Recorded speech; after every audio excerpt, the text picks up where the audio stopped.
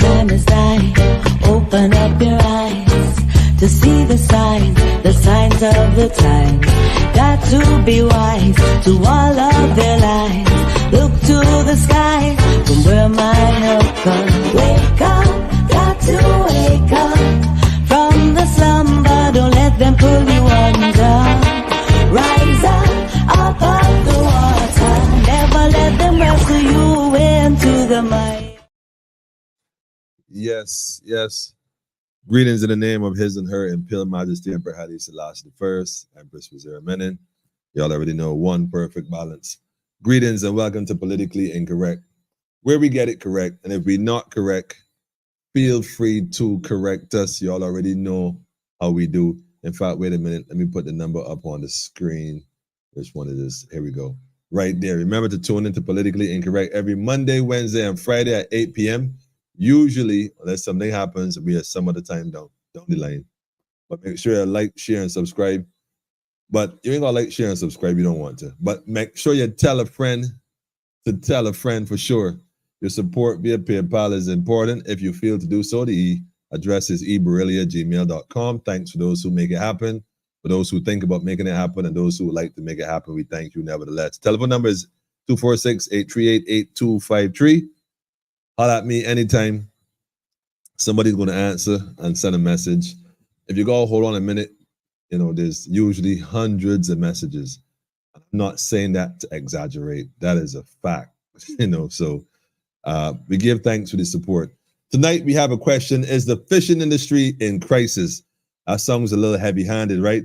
But I saw some stuff last week, man, that made me scratch my head. I mean, I thought I knew before. Y'all remember that video we had up a while back? I don't know if y'all can remember that. It was a while back. The guys were doing some work, man. And I wonder if I could, let me see if I can pull this up. If y'all can remember this video right here. It was going on for a while. And they were doing pulling some boats out the water and stuff like that. If y'all can remember that. We did a whole program here on it. If you didn't catch that one, go back and watch the one. I'll put the link up in the comments as well. You know, did somebody drop the ball regarding the fisheries and the rescue, you know, after barrel situation. But when I thought that this was it, seeing the boats in the water damage, seeing you know, the different things that had happened, that was one thing. But learning on the other side after they took the boats out, and this, by the way, was a whole arduous task by itself. I mean, just watching how the crane operators work, these guys, listen, I commend them 1,000% for the work they did and how they cleaned the area up with very little resources. Shout out to everyone that made it happen, how they contributed in large or small. But I mean, you ever see black people work together? People always say black people don't come together. That is such a lie. I'm telling you, it is propaganda. We just work together when we got to work together. I mean, we could probably do it a bit more often, but every step is a step towards the destination. So we're going to get there. But having said that, the boats were gone, the place was a bit clean, and everything kind of went back to normal, technically. Because as you would notice, well, fish is not as readily available as it used to be. The fish you see sometimes leave a bit to be desired. Nevertheless, I haven't seen no major work going on in the fishing industry in terms of the breakwater. And I mean, I'm not there every day, but I'm not seeing stuff going on. You would think that certain things would happen, but guess what? I don't know. But then I got invited to go and take a look at the boat builders, the damage that was done, what was going on, what assistance the fishermen were getting, what assistance they were not getting.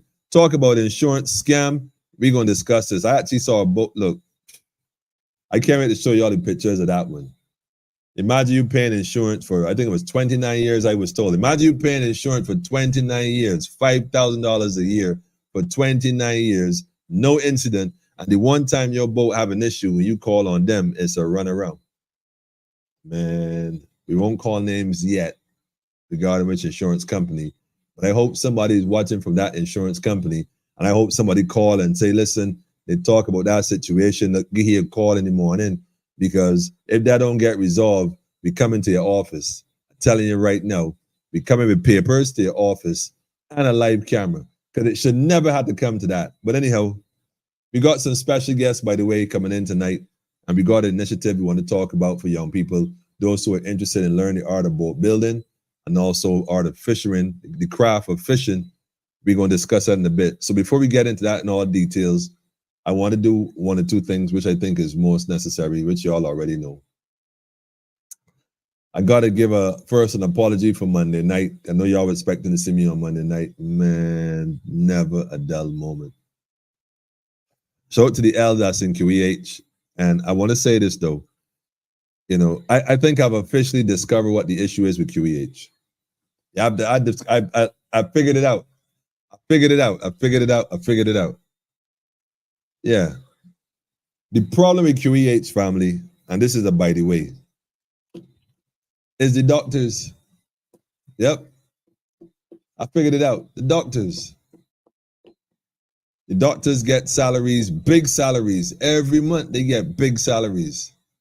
And although they have the power to hold a hospital accountable, they continue to work in environments that have little or limited resources. And although, don't get me wrong, it's not an indictment, they perform miracles, at least most of them attempt to. But the inability to do their work effectively has cost other people their lives, man. And I think the doctors have the ability and the power to hold the hospital accountable to get more stuff done, man. I just think they're not doing it. Either because they're afraid to lose that check, get whitelisted, or whatever else happens to you if you don't go along with the program. But guess what? Doctors, y'all got to step up, man. You got to step up. Because if you step up, I guarantee everything will get resolved. Mark my word. You're too overworked. You're prone to make more mistakes that way. You have limited stuff. You know, the doctors need some proper representation, I think. And the ability to speak truth to power, man. That's all I'm saying, man. But nevertheless, Tim, shout out to Tim all the way in Ontario. Tim said we're dealing with the hook, the line, and the singing tonight. We're going to get to the bottom of this matter for sure. I like it, Tim. That's a big one from me to you, for sure. King Alfred, greetings to you too. Locked on from Brooklyn, New York City. Listen, tell a friend to tell a friend. This is too important to play with. Way too important. Shout out to family in Brooklyn. So Brooklyn in the house again. Jackie, we see you.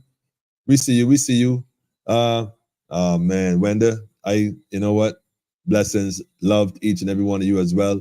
Shout out to the Queen as well. Good night. Smiling butterfly. Thank you. Thunder rolling, lightning flashing in the skies. What a night. Greetings, my PIC family. Listen, smiling butterfly. Now that I know officially who you are, I want to thank you for, always being supportive and encouraging. And you know what? Having faith in this Rasta man.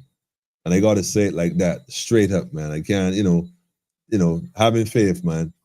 Daffodil, give thanks and praise to you too. You and the entire Daffodil family. Jackie, yes, I know you've been trying to reach me. You see what I sent you, right? There's much to discuss.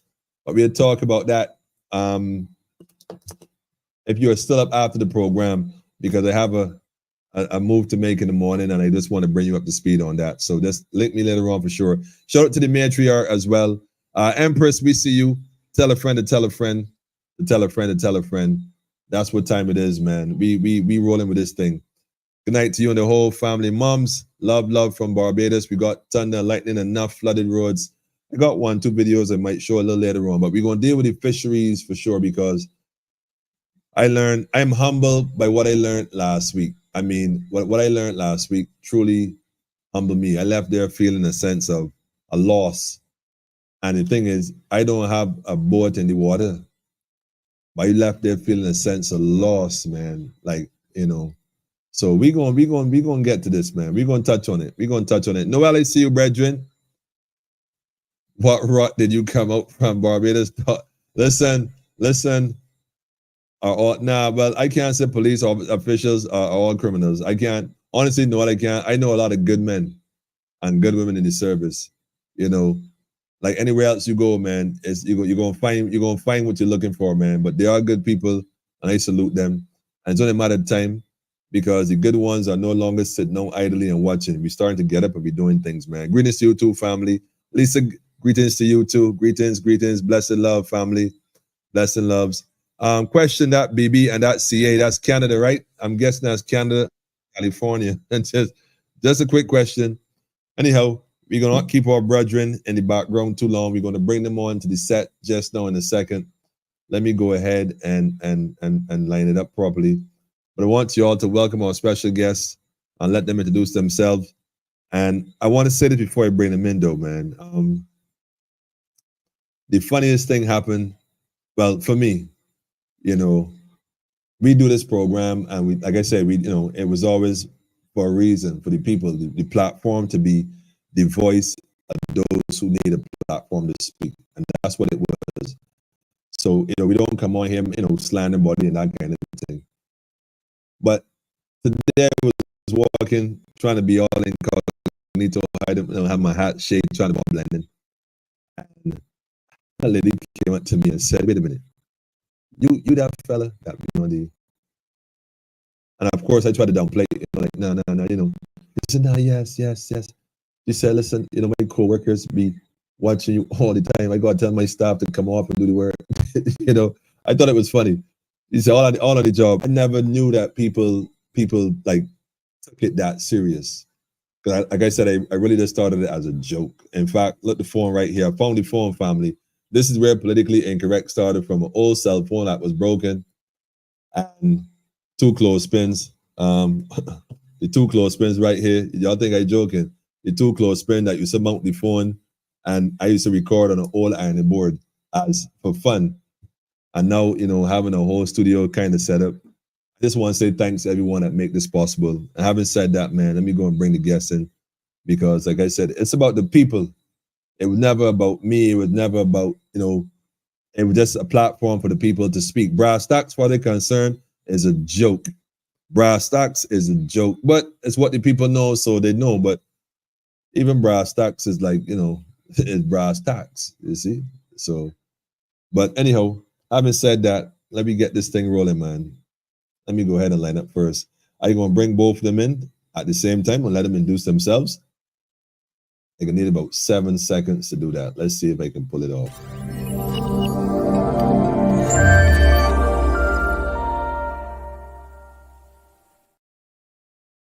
All right, family. Greetings and welcome to Politically Incorrect. Welcome, family. You may have to unmute.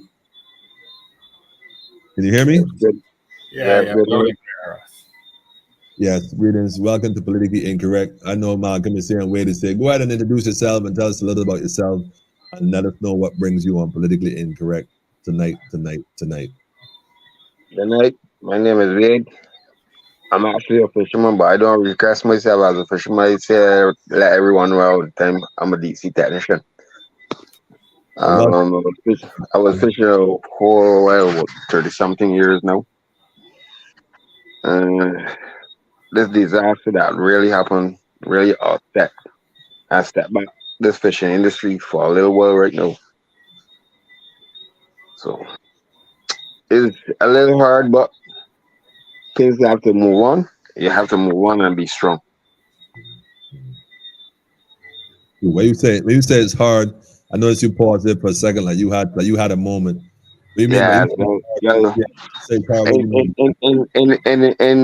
In a sense, why you say it's hard, because this thing just happened one time. If it happened in the night, but it happened actually in the day that people could actually see what was really going on. Probably in the night it happened, we will lose more boats than what we have right now. We'll probably lose all. And it was like something we couldn't even just sit there and watch it. And the way it happened, we just can't go and say, well, that's our boat, let me move our boats. But it just happened. That really set back a lot of the fishermen. For all the years I was fishing, I never see sea come to the fishing complex like that, break down the break walls. But this is something I've actually first experienced, and most of the time, for years I was on the sea. I was on the sea with Ivan. I was on the sea with Thomas, and some more freaky storms. But Beryl, uh, I don't know where to get me and Beryl, but that that was the disaster for the fishermen. But I saw a few guys when I first went there, just kind of sitting in a bit of, I mean, you almost couldn't really tell where their thoughts were at. It's as if they were there, but they weren't there. You feel me? And Yeah, so like you said it was hard. I don't think people really understand if this is your life. You've been fish. How long you been doing this? You said over 30 something years now. over 30 something years. Imagine you literally watch your hopes and dreams, sink in some cases and was completely demolished in other cases. It's a lot to take in right in front of you. And it wasn't just you, like you said, the damage happened to a lot of individuals, and it's a shared experience. Yeah, Well, yeah. also join us is the brother Malcolm Thompson. Malcolm, welcome to Politically Incorrect. Tell us a little about yourself. Yeah, top of the night to all. Malcolm Thompson, a marine surveyor, boat builder by profession. Mm, All my life I work in the maritime industry, and I'm here just to lend my expertise and explain things that the public wouldn't normally know, and so to highlight and enlighten individuals, because what I've been hearing and seeing, it shows that a lot of people are speaking from a perspective of the unknown. They do not know. So it's to enlighten, educate. Tonight is all about education. All right, well, tell us a little bit what you mean by education in terms of people speaking from what they don't know.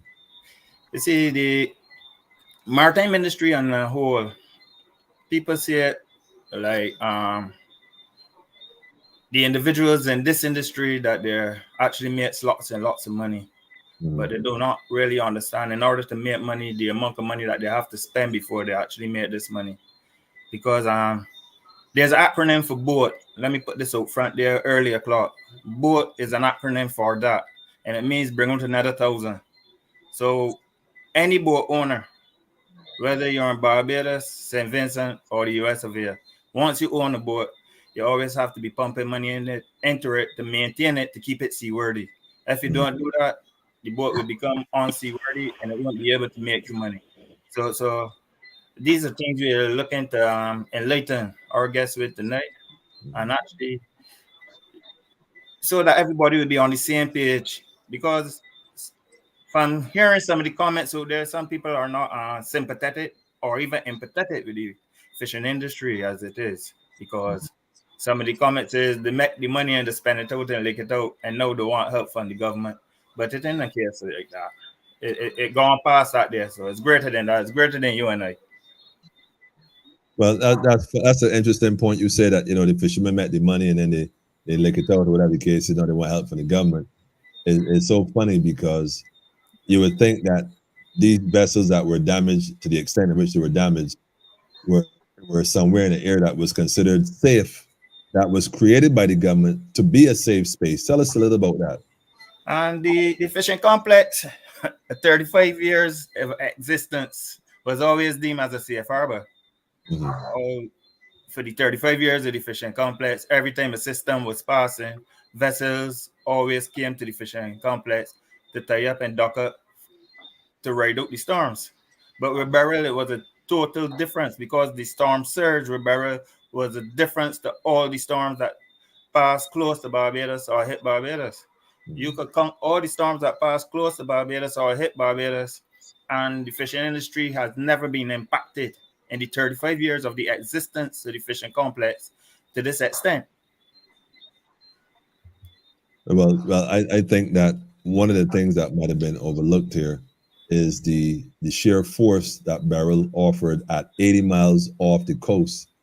Imagine if it was 60 miles. I told someone, can you imagine if this is 80 miles worth of damage, what 60 miles worth of damage would look like, let alone 40 miles worth of damage would look like? What about 20 miles worth of damage that would look like?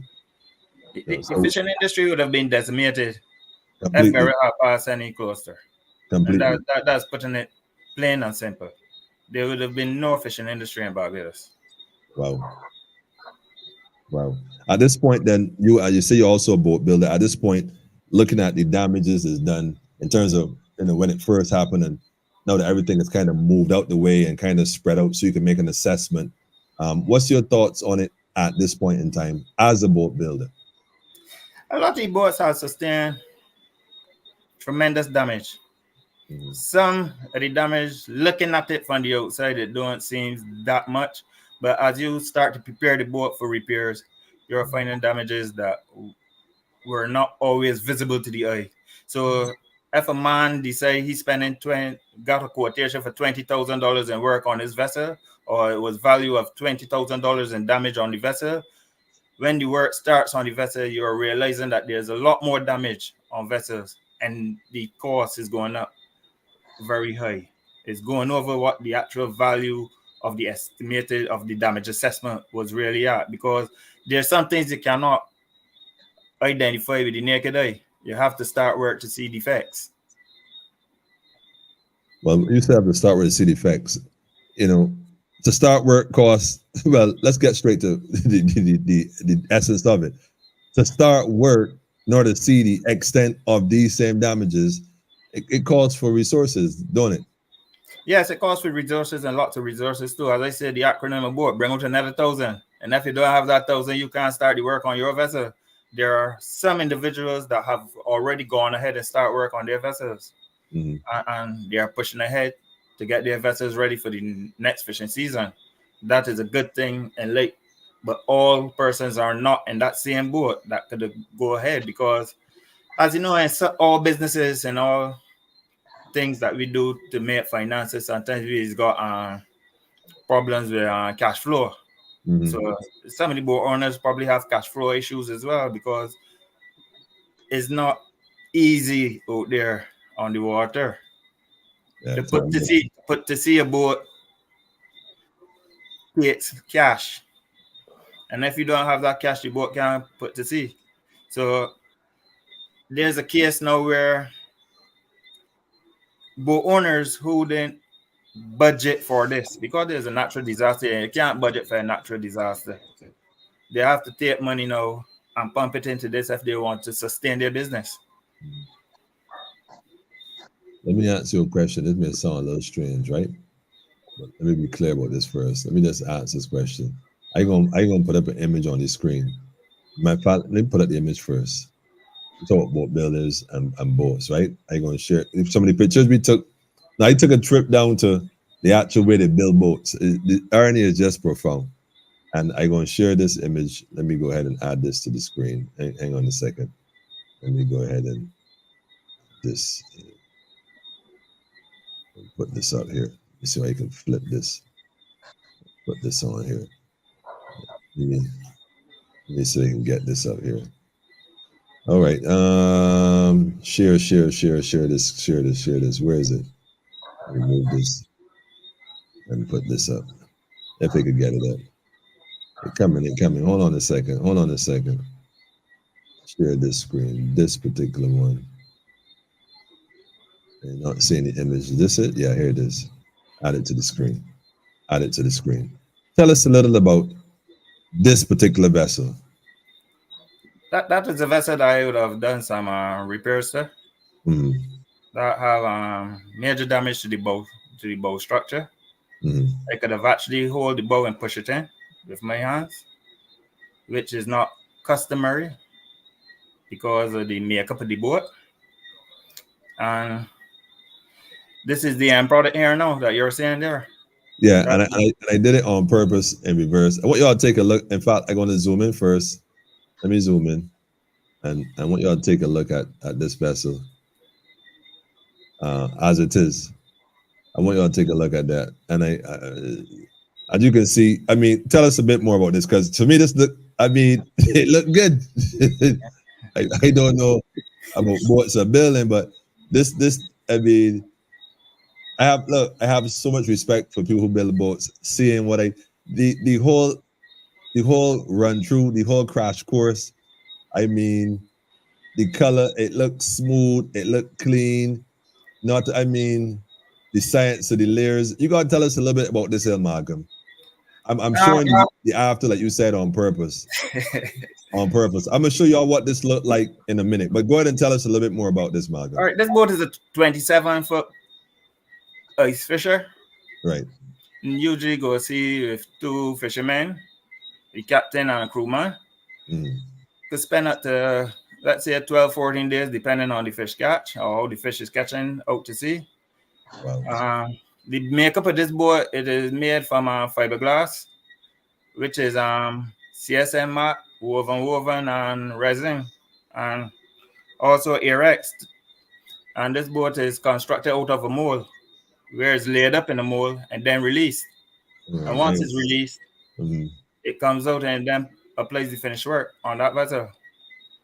I want y'all to know that this boat we're looking at is what was taken out of the water right after Hurricane Beryl passed Barbados. What you're looking at now on your screen is what was taken out. And what you're looking at here is Malcolm's handiwork. I want y'all to definitely realize this brother right here is serious, man. I want to firstly give you a round of applause. Me personally speaking, I got to give you a round of applause because coming from one situation like this, I mean, seeing it in person is just a whole different conversation. I want to tell you that, you know, you got skills, man. You got skills. So tell us about the boat builders in Barbados, because how many are you? I mean, like in total, how many boat builders are they? And if you're working at this space, how long did it take you to get that boat from where it was to where it is right now, where it is ready to be seaworthy again? How long did that process take? And give us a walk through that. That process took about 4 to 5 weeks. Because once we cleaned up the boat, we found some defects that had to be repaired, other than the defects that we initially saw with the naked eye. So it took time and dedication to get it to this stage that it's at now. And any workman that have a pride in his craft would always try to produce the best that he could produce all the time. I totally agree. I totally agree. Do you find that if it is 4 to 5 weeks, well, let me phrase that. If you had to create a gauge, a scale, like damages from 1 to 10, 10 being the worst case scenario and 1 being not so much damage. If this particular boat, what would you scale it at, you know, in terms of the amount of work that had to be put in? And if so, if it took you 4 to 5 weeks for one vessel, and how many, and I don't even remember how many boats they said were damaged. I think it's well over 100 boats or more than that. There's a lot of boats that were damaged. If we calculate that based on the builders, my question, I suppose, is how long in your assessment would it take the fishing industry and the fishermen, those who have the resources, actually, we didn't even talk the ones who don't have the resources, to get these vessels back into the water? In my opinion, you're looking at around 2 to 3 years to get the vessels back in the water and get the fishing industry back to a position where it could actually provide fish for Barbados and also for the export market, because the fishing industry also have an export market connected onto it, which generates foreign exchange for the country. A lot of people don't realize that these fishermen actually go out and actually catch fish that are exported. Generates foreign exchange for the country. So it's an industry that brings foreign exchange into the country, just like tourism, just like any other industry. And it's an industry that needs help at this time. Well, you think that if people understood that maybe, you know, they would have a different approach to it? People do understand that it's an industry that brings money into the economy. Let's not pussyfoot around it. I don't think that people don't know it. People know.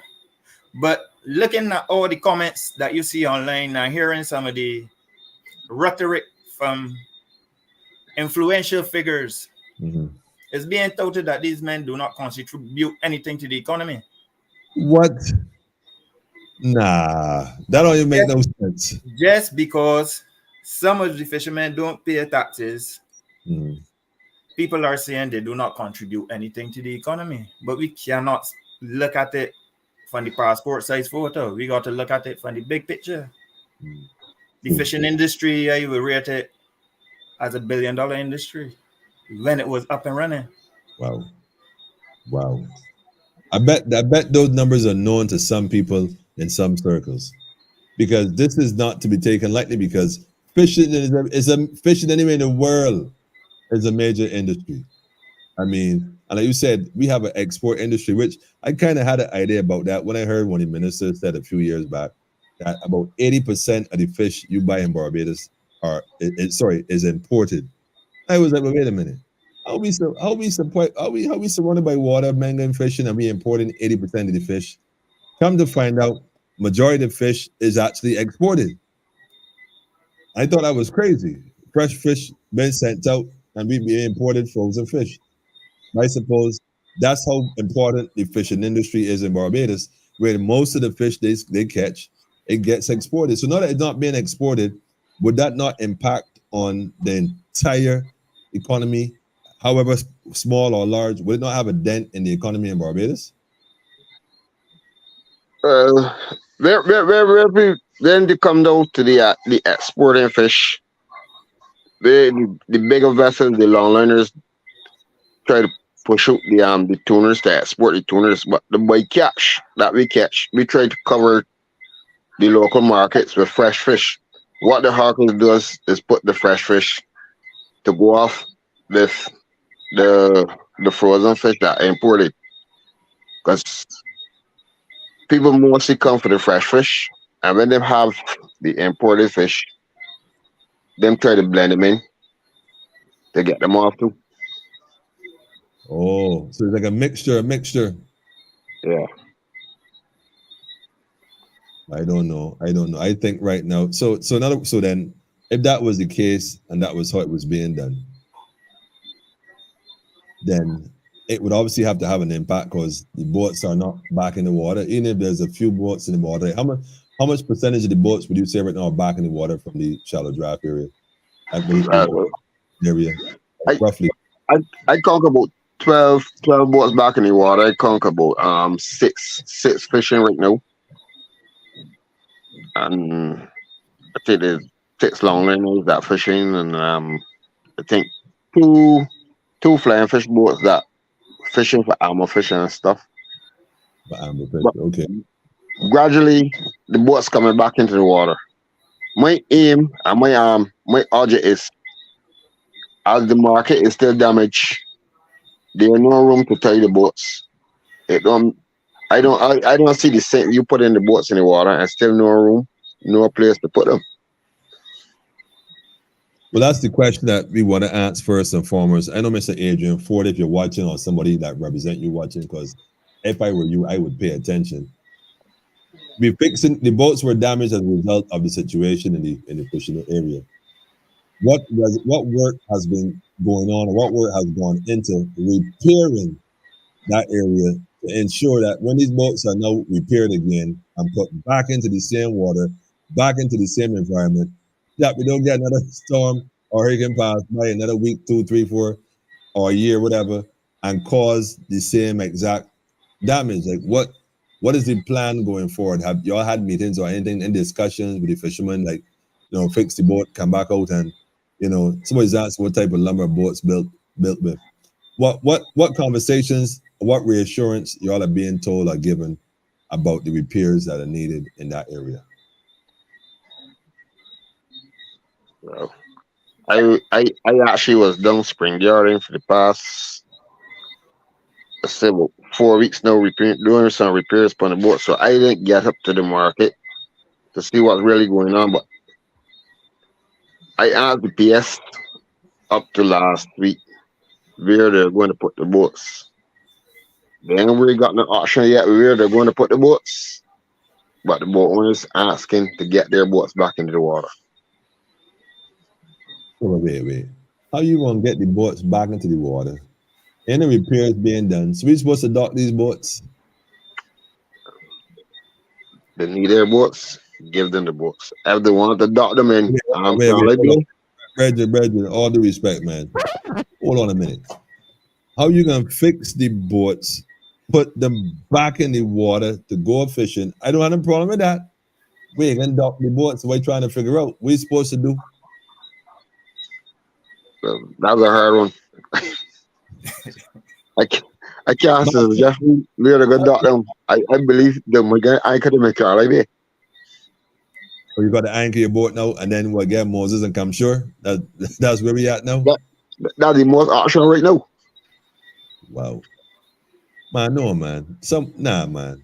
Something got to be going on. There must be some sort of conversation happening. There must be some talk meetings. What's the latest? You can't even. All right, tell us about this boat building situation. You're involved in repairing the boats, correct? Yeah. What's been your experience right now, Wade? My experience. Let me tell you something. For all years, I myself I was fishing. Now I start doing repair works, but on the fiberglass boats. Some nights I get home, I can't sleep, but I still gotta get up and go. Why is that? Fiberglass. This fiberglass thing ain't. Well, I gotta try and make it meet for me because I have a family to feed. So, but the sticking and the etching with the fiberglass. Some nights I can't sleep, and then you got people that you working on the boats. Then demanding what dates they want their boats. They gotta give you a break. You said They're not. They're not as much boat builders that we have right now that we can say we can give you your boats in 3-4 weeks. They are not enough, but we still train to help push work for help everybody.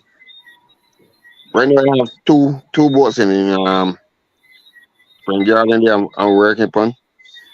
I just trying to push to get them off my back there by the 15th of next month. Okay. And then I go forward from there. And those two boats is 44 feet long.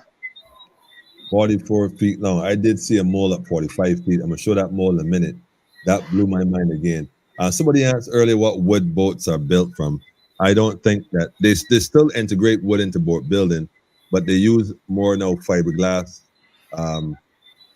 Tell us a bit about that. 'Cause I don't have the terminology, but it's a fiberglass mesh matting like, and it comes in different grades and different strengths.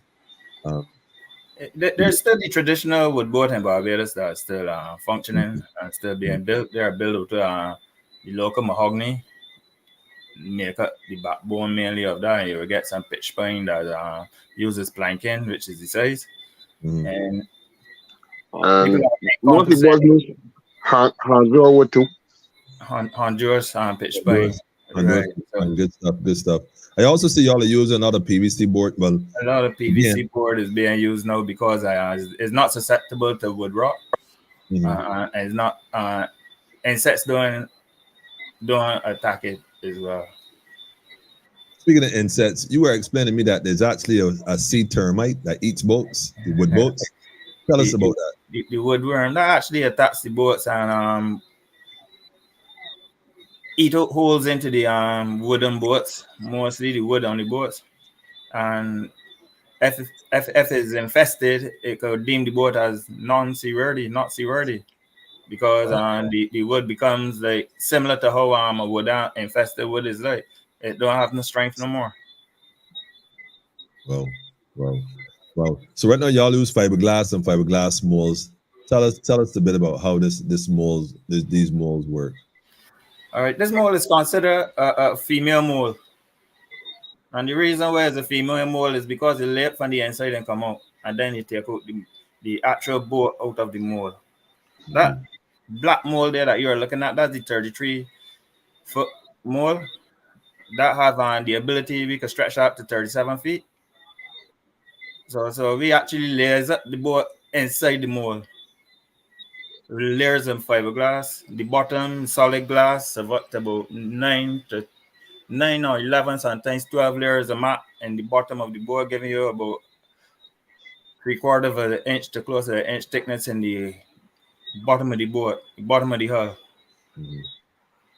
the freeboard, which is from the water line upwards, we usually make a the thickness in that because it's above the water line. We use a sandwich in between there and make up the thickness with a nylon core, which is also a material that is not susceptible to attack from insects, nor does not water rot. So taking the boat out to the mold is just the first phase. After that, building now start. It's like a house. When you come out to the foundation, you know what work to do. So taking the boat actually out to the mold is the foundation stage. So that's the first stage. Do is to layer it, take it out, and now the work really start. You're telling Now me? the work really start. You have to lay out the vessel, where the fuel tanks is going to be, where the sleeping areas is going to be, where the water tanks is going to be, make up the engine beds, where the engine is going to be. All of that you have to do. So, question: how many moles? Because I heard the PM talking. It's Motley was speaking about some moles and whatnot. Is there a discrepancy between what is being said and what is actually going on? Because it sounded it was two different. I'm not sure if she's aware or misinformed, getting disinformation from this other source or wherever. How many moles are you currently working with? I have about 6 moles in my yard. 2 big boat moles and there are about 4 small boat moles that I have in the yard. They are anti-marine. Is the PM aware of this?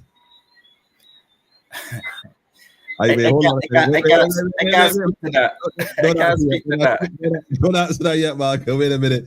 Let me create a net for her in any event, because in reality, Miss Marty doesn't do everything herself. She relies on people to feed her information.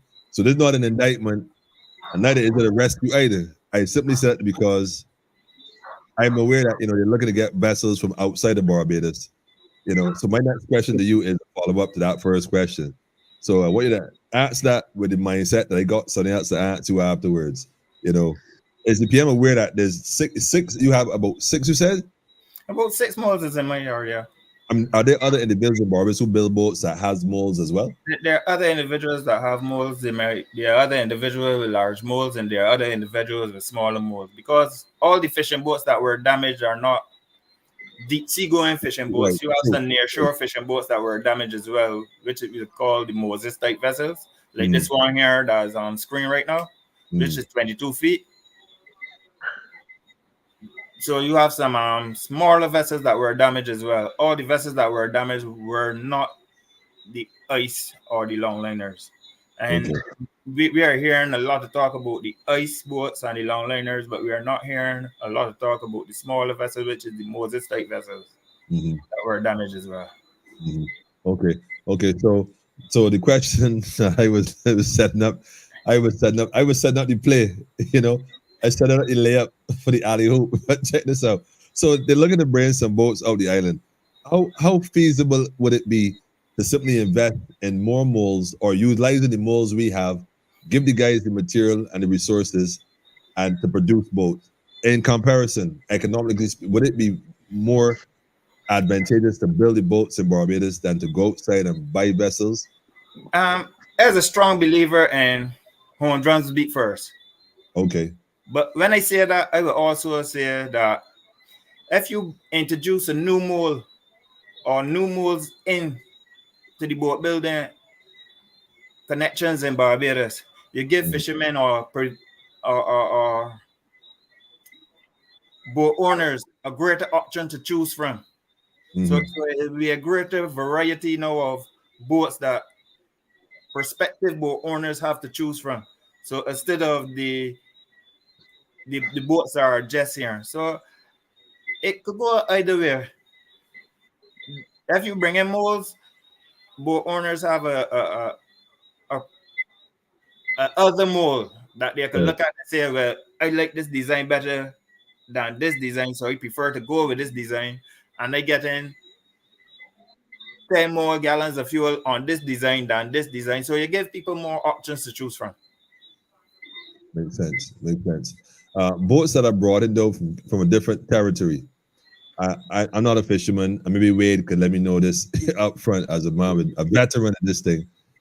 If Well, I yeah, well, believe, I saw a few boats that are coming from Canada and Mhm, Barbados, and when I commercial the diesel that the boats carrying, some mhm. some Asian boats carry more diesel than them, Wow. and it's like the diesel how those boats build with the diesel tanks. The Asian boats carry more ice box than those boats too. So it is like you just gotta make up your mind because you bought pretty, you know, cats they want pretty boat. But at the end of the day, pretty boat don't bring the cargo that you want. Well, here's the catch though. If you compare the two in terms of how it functions, how it performs, like you said, if it carried less fuel and it carried less car, you could hold less fish. I mean that you're going up for the same time working. You got to work harder to bring in more than you would have to buy a customized boat locally, suited for the demographics, the water, and the conditions we're working with. I'm assuming that's a factor as well. You know, am I correct with that? Yeah, and mostly if those boats carrying a smaller box, them could get to turn if your boat can at least 10 tons of ice and them only can five. Them can actually make two trips to the bigger boat. Wait, hold on a minute. Hold on a minute, wait. Repeat that again. You said your boat carrying how much tons? You said tons or you said pounds? Tons. We carry boat ice by tons, not by Wait, pounds, by wait, tons. wait. You just said the boat carried 10 tons, man. Yeah, You tell me a fishing boat carried 10 tons of ice weight? yeah. Man, you making sport, man. That's Oh, over 20,000 pounds, man. Ice alone. listen, they have some small vessels carry 5 tons, some carry six. It depends upon the size box you have. You Mm, carry ice to the wow, box you have. wow. Nah, this thing big, man. This thing big. And that's only one vessel. This thing big, brother. I think that the fisherman has been overlooked for years. I actually went. Well, I gonna share this with you. You may not have seen it. I did a program. I gonna actually look for it and post it in a little while. And I asked, did somebody drop the ball? And what I did was I went to the annual budget, look up the fishing industries, and look at the budget that was allocated for the fishermen or the fishing industries. And to my surprise, I was a bit shocked because I saw other industries with tens of millions of dollars, but the fishing industries only had $7 million as the annual budget, which I thought was, wait a minute, that don't seem right. I mean, that don't seem like sufficient to invest in an industry that's striving it. You know, it must seem insulting, as if you was trying to get rid of an industry. And then this happened. So my question now is, well, wait a minute. We got malls in Barbados, like that guys could be working and hands could be putting in work in and we could be getting this stuff done. Why does not the government or the minister, I don't know if he actually came and looked, did the minister ever come around and look at the boat yard where you all build the boats? Did he come and inquire? Did anybody come and look to see what could happen and find out how can we help you enhance this thing? I like to think they're willing to invest more at this point in time, considering the fact that we need boats back in the water. Are they paying attention? Are they having dialogue with y'all as to how to move this thing forward? Well, they're just coming around and seeing how far you're getting, how how work progressing with you. But the dockyard I work in, we don't have no electricity, so we have to depend on generators. So after I work my generator 2 days straight, and I run out of gas station away from me, so I have to hold on to about one of these states to come with gas that I could punch some more work. Normally, before you want how to come and do this sort of thing, boats used to actually haul out in the complex. They have a lot of boats that was actually in the complex, didn't doing nothing for years, just been destroyed for years. So when I hear from brass stocks and what's not, people was calling saying the people should have get their boats with the water. there was no place to put the boats at that time, and the dock where the boats are actually used to take up, that get taken back up by government. So when you look in the industry now, there were not a boat yard available. Well, they say that Brad Stark said that the fishermen should have taken up the boats. Yeah, when I at work, I just got my radio listening to them. But Let me answer your question, Wade. I'd like to think that let me not say that. Let me rephrase that because that might sound strange. I am under the impression that the moderators on Brad Stark's supposed to be somebody intellectual amongst the society that can articulate the government's position and not make it so obvious that they work for the government.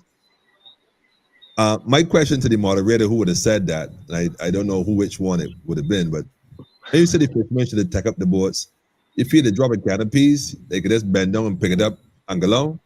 When you said they should have take up the boat, how and by which means would you have done so? I actually mean the moderators, the callers. Or calling moderators. Oh, they saying, well, wait a minute, that's even better. So when you say you're supposed to take up the boat, how are you supposed to take up a boat? Right. I was actually working and laughing.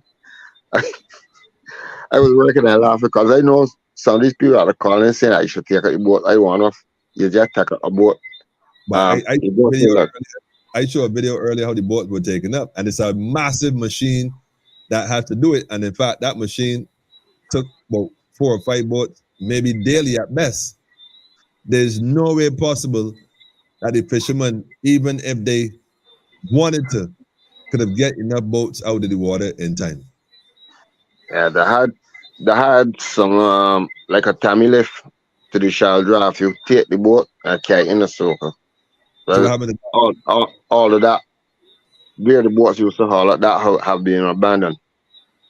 We mean have to abandon. We mean abandon.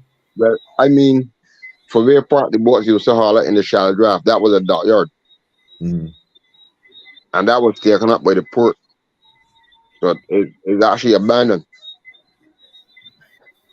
So the area that the boats would have normally gone to be able to haul out of that area in a timely manner has been abandoned and shut down. Yeah. Why normally, I just put it in my one perspective. If you are going to close down a place that boats normally haul up, you should actually have an area for the boats to haul up before you think we're closing it. Well, but that makes sense. You can't just shut off where the boats would come out and don't provide an alternate route. So that's the way why enough boats have get damaged in that situation too. Because boats that were supposed to come out the water weeks before, there's no place to put them. Actually, Concept they had a circle where that used to haul up the 37 foots, and they was working on that project for a few years now, and still can't get it right out to now. I think that is important that we recognize. If we do not advise the government in such a way to help them understand that some of the decisions they're making is not in the interest of the people or the boat owners or the industry as a whole, we would not have an industry as we know it. And if it's a case where the government want to bring in boats from outside of Barbados and then give the fishermen the opportunity to lease the boat or lease to own the boat, at the age they say you're eligible for loans. The average fisherman is how old? In their 50s or 60s? Help me understand this. I mean, the average fisherman now is in the age of what? 50s, 40s. But have some young ones that know come up in their 30s. Okay, there might be the one or two, but the majority of all the fishermen are they up in the ladder. Yeah. The soon drop down now. In fact, you were. I went to a few meetings already. I was trying to ask them. Bridgetown Fishing Complex is like a prison. I just get the reality. I start with it because I raised up for Conflict Bay, and then I went town. I went to the Bridgetown Fishing Complex in '89 when it first opened up, and we used to have a pass to get in. Which oyster fishermen ain't want a pass to get in because the youngsters going from the jetty, jumping off, swimming around, getting up on the boats, they going fishing. I've tried to carry 5 or 6 youngsters to the Bridgetown Fishing Complex and say I can train them to go fishing and let them exploit to get on different boats that have a fishing pass. Then you got to have the fishing pass, you gotta go through the fisheries and what's not. I didn't have to go through the fisheries to go fishing. And then the fisheries telling you have to be a certain age. Oh, I think yeah. after you're done school 16, 17, you don't have to be that age. 16, 17, you're going up to be an adult. 18, you can vote. You could go fishing. Let the fishermen train you. When you going in to the fisheries now, you're going in the fisheries now, them sending you to do a course. Navigation course. But you do a navigation course in a class. When you get on the boat now, you get say you vomiting, you already. Let the fishermen train the people on the outside. You learn to fish in the classroom, not on a boat. That's it. No, but I think in all fairness too, the information would be very relevant. And I could understand why there may be an age limit, let me say 18, because I think you could become a police or a defense force soldier, learn to kill at 18. So learn to fish should not even be an issue. But I don't know all the details of why they might have or not have certain things in place. But what I do know is that if we don't make the industry attractive to younger generations, like you said, when the older ones transition, because you were telling me about the oldest fisherman in Barbados recently passing away, and you can mention him as a matter of honor and respect in a few minutes. But if we don't make it interesting and intriguing for the next generation, what is going to become of the fishing industry in Barbados, Malcolm? I know what your thoughts are on that. You got to import fishermen. If you don't bring in new blood into the industry. Import fish and fishermen, you come on, man, cut it out, man. What's your thoughts, Malcolm? I'm dead serious. If you do bringing new blood into the fishing industry, as you see, a lot of older folks are in the fishing industry. Fishing is a viable trade, and it's not being promoted as a viable trade, such as masonry, carpentry, being an electrician. People see fishing as a bottom end job, but fishermen make decent salaries at times once they catch in the fish. Yeah, every time you go fishing that you will catch fish. So because some fishermen go fishing and go home with empty pockets because they did not catch fish. Seriously. So fishing is like a gamble. Some days you win, some days you will lose. So you need to bring new blood into the industry so that there is a continuum. Because if there's not a continuum, the industry will die, and it will die a slow death. Because when you look really and truly, you just ask the average age of the fishermen. When I look in the fishing complex, most of the men in there over 60. Wow. True. Most men in the fishing complex are over 60 years old. And most of those men over 60 years old probably own the boat and don't have a boat now. And it's very depressing for them. I did a lot of surveys to come up with damage assessments or total loss for vessels. Mm-hmm. And it was depressing. Many days I had to console big men crying. And it was very, very depressing. Up to now, some people cannot come to grips with how they're going to go forward because the conversation don't seems to be clear. Mm-hmm. And the way how they're going about getting from point A to point B is not clear. It is not written in stone that is understandable for the normal layman. Because let's be real, most of these fishermen in the complex, some of them stopped school before they were 13, 14, and 15. and was out on the waters fishing for years. So if you don't sit down these men in a setting and explain things to them in a language that they can understand, water is going to be mercury. And the water right now is mercury for a lot of those guys. They're making trips after trips to the fisheries, but the language that they're being spoken to in, they're not understanding. So someone needs to sit down these guys and speak to them in a language that they can understand, so they know if they're going forward or they're remaining dead in the water. I want you just touch on something that I think is very, very crucial. That the fact that a lot of the older fishermen are, I don't want to say they're in denial, but I can't imagine your entire livelihood being snatched from you after decades of investment. And this is one situation. I want to play a video real quick of a vessel that I saw while we were at the fisheries the other day. Where this is done by Brandon's, I guess, where they're doing some repairs. Tell us about this particular vessel right here. This particular one. I think that is a total loss right now. That to repair that boat, you gotta start from scratch. So when you look in this boat now, this boat built out of wood. I didn't mend it, but for the way it come out the water, I believe the most of the timbers in that boat is break up.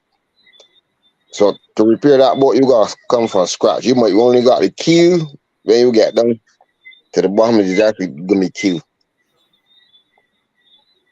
And that was a total loss. Total loss. I was told that the owner of this boat is a gentleman. Couldn't only another thing about the brass tacks, and I agree with you too. And I won't blame brass tacks. By the way, if I said about brass tacks earlier, it wasn't accurate. My number on the screen, call and correct me. My apologies in advance. Nevertheless, this is actually the facts of the matter, though.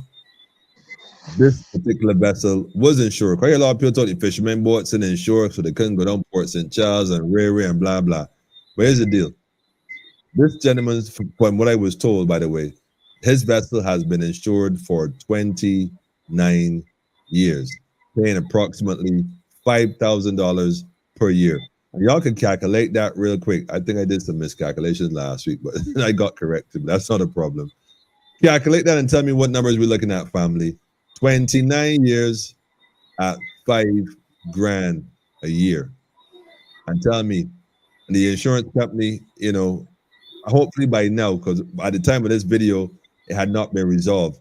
But I'm going to trust on good faith that at this point, maybe they did fix it and maybe things are better at this point. Because I would hate to think that a man paid that kind of paper for 29 years and up to now can't get no assistance. I don't think that them things is right at all.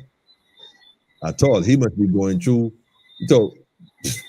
emotional roller coaster. I can't imagine what the elder must be thinking. Can't imagine his whole life literally just sitting there like something ain't right. It's still sitting there. I work in that yard. I work in that yard. It's still sitting there.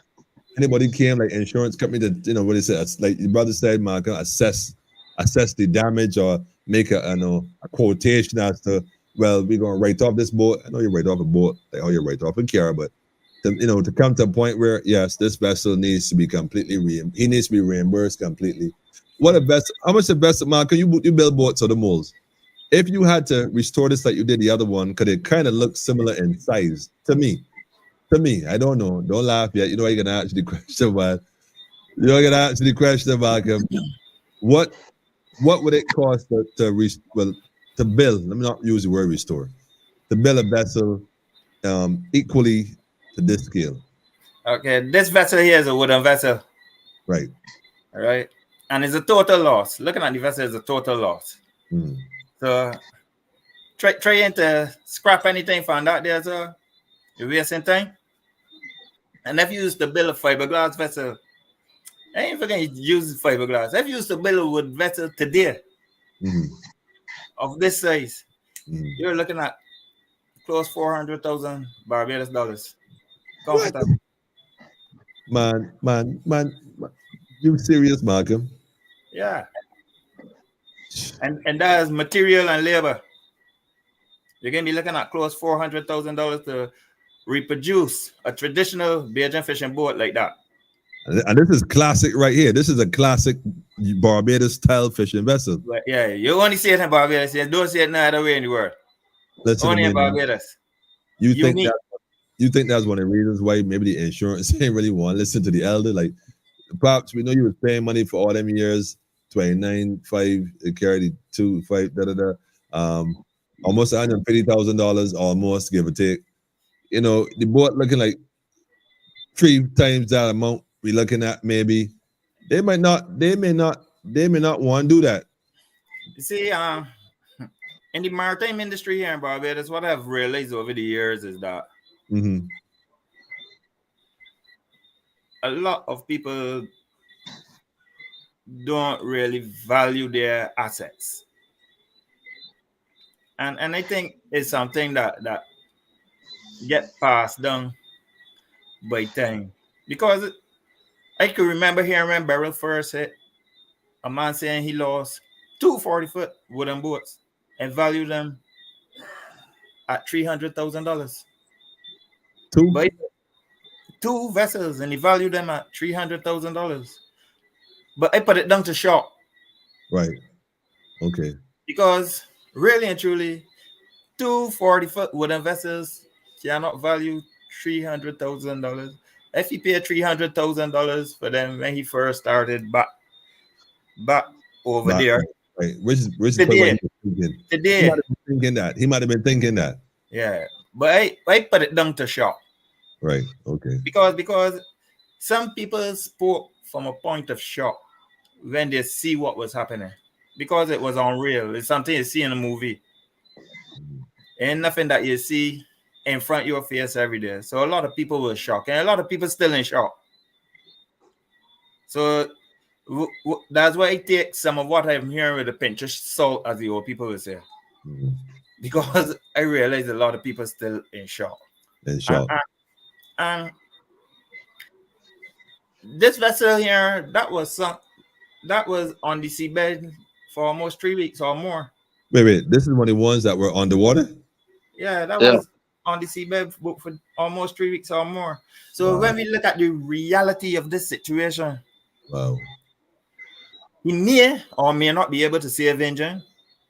All the electronics dead. And when you look at the boat, it's dead as well. So when you look at the boat, you gotta look at the boat in its totality, outfitted with machinery, which is engine, shaft, and propeller, rudders, and the electronic equipment, which is automatic pilots, radios, the lights, the navigation lights, which the vessel must have. So all of those things you have to look at: GPS, chart plotter, fish finder. So there's no way you could value a vessel at $150,000 in this day and age. When you look at the equipment for these vessels, is very expensive. And although there might be a duty-free concession for fishermen to get these things, they're still expensive. There's no two ways about it. All you have to do is take a trip to one of the marine shops in Barbados and look at prices. And when you see the prices, then you could calculate for yourself and see that everything in the maritime industry is expensive. To own a boat is an expensive venture. Well, let me ask this question, Malcolm. But when you look at it, a lot of poor people own boats in Barbados. Yeah. And they own boats in Barbados to make ends meet and to put food on people's plates. Well, I was going to ask you if you mentioned concessions, and all people think that women get concessions. Is it a case where you can go there then, and as a fisherman, you flash your fisherman badge or whatever they give the fisherman, and automatically, rather than paying, how much the engine costs, by the way, Malcolm? Ballpark, roughly. It depends on the size of the engine. The higher the horsepower, the more money you pay. And let me say, a 150 John Deere buying the engine and looking at running gear and everything, you're gonna be looking close to 100,000 Barbados dollars. For a vessel like this one here. For this one, yeah, you're gonna be looking close to $100,000 for engine and running gear and everything, which is rudder, propeller, shaft, instruments for the engine, gear levers, throttle cables. You're gonna be looking close to $100,000. And the possibility exists that you could go over that. All right. So you go to the marine, the boat shop. I'm saying you go to the boat shop, got plans to, me I say, listen, I gonna give you 25% of the money, the total, whatever that, I'm not sure what that is, but she gonna do something, she said, and you got your concession and you go in there, look, yeah. Do they deduct that, like if it's 100,000 and you get, let me say, 50% for the sake of arguing, I don't know what it is.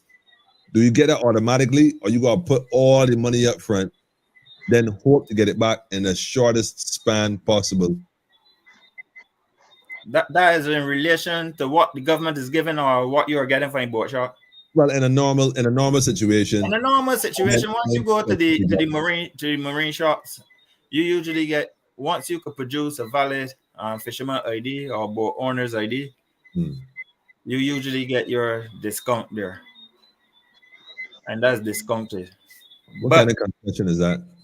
10%, 20, 30, 40, 50? I think it is. I think it could be corrected, but I think it's the VAT. It's just the VAT off. Just the VAT off an engine, $100,000? You gotta be kidding me. No. If you are bringing an engine, you could get your engine bringing duty free. You can't get it. Most engines you will not, for these vessels, you ain't gonna go to a shop and get them just so. Okay, I see. You gotta shop overseas. And so even if you go to a supplier here, the supplier here got to shop overseas same way. But you will go through Fisheries and allow them to, and Fisheries will walk you through the process of getting you the duty-free letters and then sort of things. All right. Okay. So the 25% that the government is offering as assist to restore the boats, that comes up front. As far as I know, it's not up front. I'm hearing you keep your receipts and you keep your bills and you keep your invoices, and once you total up, you go in and present those things and then you get them. But so you gotta spend all the money up front, and then that is what I'm hearing when I traverse the boat yards where the boats are being repaired, because I'm called there almost daily to do a surveyor's damage assessment on vessels, and that's what I'm hearing when I go there. Right. But in some instances, you have individuals that kind of start the repairs on their vessels because they don't have what it takes to start it. And in some instances, you have vessels that are total loss, that individuals, as I said, they're in shock and they think they could bring them from the dead. Wow. The honest body they claim ever raised the dead was Jesus. Oh man, I don't think some of the boat builders here in Barbados, some of the boats that some individuals are claiming that could be restored. And I think it is a mammoth task, and it would take, in my opinion, you can start over because you can spend just as much money. If you start over, you know where you got right up versus patching a vessel that is already aged. Yeah, in some instances, but in other instances with fiberglass materials, we could join it and repair, and you don't know where it join, and we could bring you back like, it's the first time you come in on the water, so you could get total refit with fiberglass.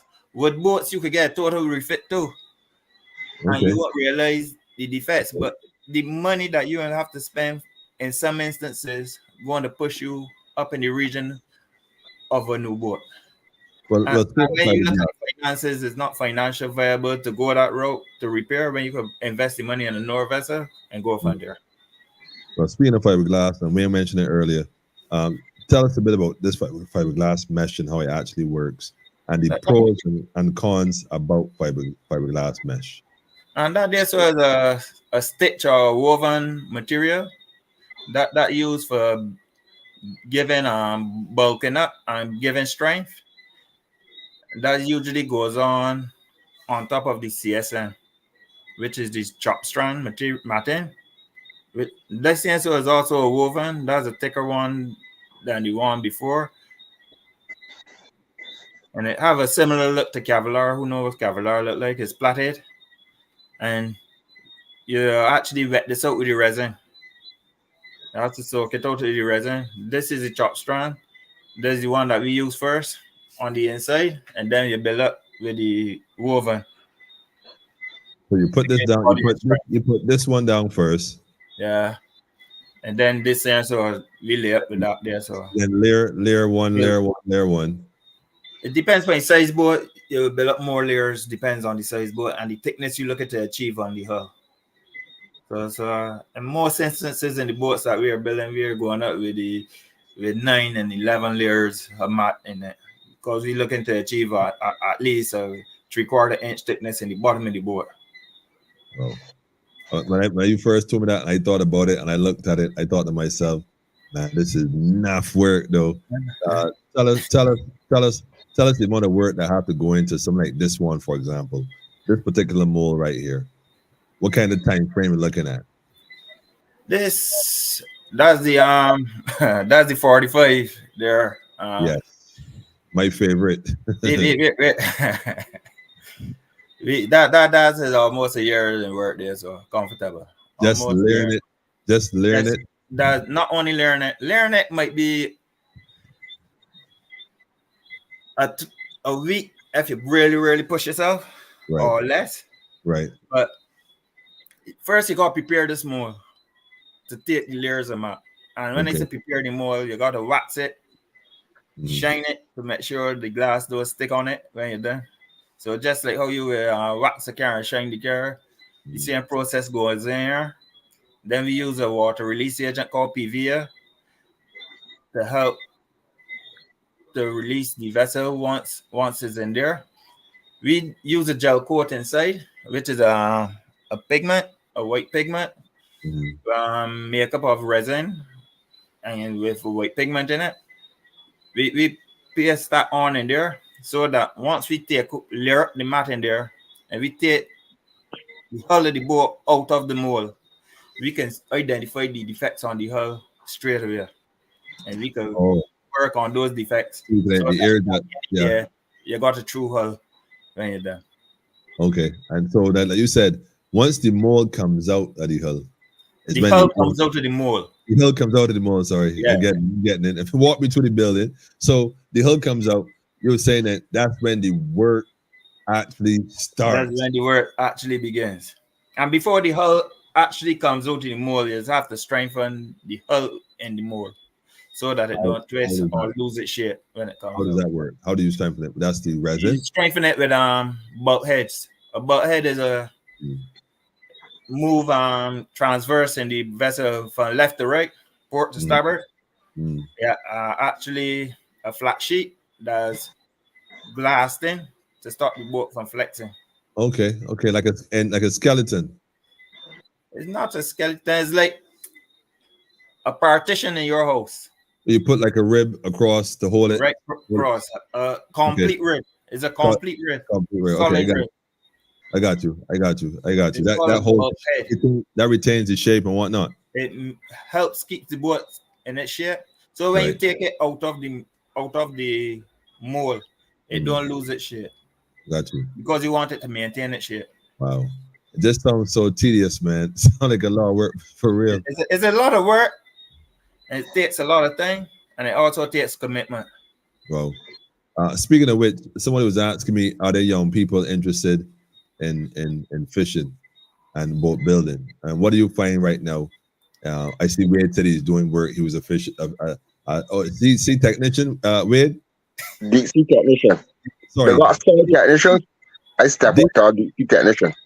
Right, deep sea technician, no fisherman here. Deep sea technician, qualified at this level, man.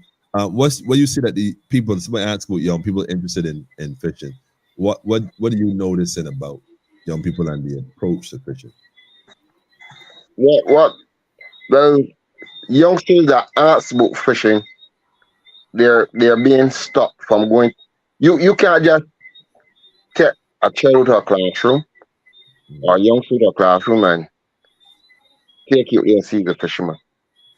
You gotta train him. But when the fisheries say oh, you gotta go and do navigation course, and then the boat owner gotta plug him, sign him up on the boat that you could get a fisherman pass. That actually don't work because I could take you now and sign you on my boat. As you a fisherman, you get a fisherman pass. When I get by the hill, then you start vomiting. You me, you can't make it. I, I gotta Right. carry you back to the complex. Therefore, you got a fisherman pass, and you're not worthy of the sea. So So it's you easier to take them out to sea to see what durability they have and see if they could stick it. I actually had a youngster with me years ago in Thomas. When I get the coordinates for Thomas, I tell the guys that I know I can't get home, so we gotta write it out. When the youngster gets through, the youngster tell me, I see we use gotta go through to get a dollar bill, but I'm not going back. wow. So it's easier to get the youngsters into the sea before you think you're carrying them in the classroom to do navigation course. Get them a hands-on experience first. Yeah. I suppose from a health point of view and safety, they probably think, well, they want to put regulations because I'm sure that over the years, maybe some people got injured, The, not the, deliberately, but the regulations, what I'm saying with regulations, mm, you could get a um consult on the parents, mhm, give them a draft, at least a draft, let them know that mhm, your child gonna be on this vessel with me. I'm gonna be out for a certain amount of days. right. And the boys actually putting on equipment now like Starlink. So them to actually call back home from the Starlink, Okay. give them a Out, little three, out three to sea. minutes on the phone. Yeah. Okay. And they could call home and let the parents know that everything is good. I good. Yeah, Everything right. is good. You gotta worry. Okay. Somebody was saying here. No, go ahead. Go ahead. If they're fishing with me, they ain't gonna call home because they're like, my boy having TV, my boy having fridge, my boy Yeah, having microwave. yeah. We be about going TV. We be talking about you said that you got a yacht, man. You thought you got the Let boat. me, let me explain something to you. You gonna come home and you gonna sit down and you gonna watch a movie, right? Right, right. When I put my line, it took me 4 to 5 hours to get my line in the water. Wow. Like we got 8 hours breathing out before we go back for that line. So if you're not sleepy and you're bored, you go and get a DVD or what's not, and put it in and watch some movies. While the rest cooking or what's not. Cooking. Then You got hold on. You got a stove on you. Man, maybe, man, listen. You don't go fishing looking to eat their food, you know. I no, have an that's oven. I but have we an oven in the boat like anybody else. but that's the impression people take. You get. But tell you what, you going fishing. You got a big boat. Tell us. In fact, hold up. Let me put sign up here, man. Hold up. Let me add sign here. Talk to me. This is a long liner, right? Yeah. Walk me through That this. that actually is a baby that ship right there fishing. Yeah, this is one of the ships you go fishing with. That's one, but that's actually a baby. A baby, a baby. This is a baby. This boat is But big as this is a the boat baby. I carry fishing, that's the This is biggest boat a that baby. in the complex that accurate right now is 56 feet long, 14 feet wide. Wow, wow, wow. Okay, well look, walk me through it. We carrying this out to sea. You got a few good young men. You ain't carrying a can, food eating to another can. Walk me through it. How do you prepare a vessel like this to go on the water? For how many days how many days this go for roughly? 2 weeks. 2 weeks. Sometimes you go over a little over that. Let me okay, we stick with 14 days. Walk me through Yeah. how do you prepare this and what is necessary? All right. I go in the supermarket like normally if I home. Mm. My groceries are $1,000 in groceries. Oh, For two oh, weeks? oh, oh, over $1,400 in ice. I got fishing up. I actually $7,000 in diesel. Wait. Hold on. Wait. Slow down here a second. So we got $1,000 in groceries. We got $1,400 in nights. That's 24. We got $7,000 in diesel. That's 94. That's a little under 10 grand already. And you ain't even going away. But you ain't going away. Then I go for my tackle now. That's about $700 in tackle. You mean then you got hooks. I got to buy. I got to buy lane. I got to buy crimps. I might lose some snaps. I gotta buy them back. I gotta buy buoys. So every trip you go, you lost something. You have to replace it. And what the bait is the part that's killing you. Over $5,000 a bait, $4,000 a bait depends on how bait you could get to carry out. Hold on, wait. Hold on again, wait a minute. You there you go. I was at $9,400 already. We ain't even left the water yet.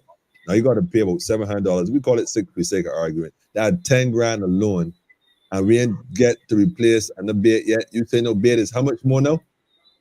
About $4,000 to $5,000 in bait. So add on 5 on top of the 10, Wade? Yeah. $15,000 already though, Wade. Yeah. Hopefully by time I done got him my tackle and what's not. Yeah, expense might be $17,000-$18,000. $18 to put this baby, to put this baby on the water for 14 days. That's not that baby. My baby, my shit. Oh, your baby. Oh shoot. Had me there heart beating, man. These babies here gonna come up to about $12,000-$13,000. But that's still a lot of money to go for one fishing trip.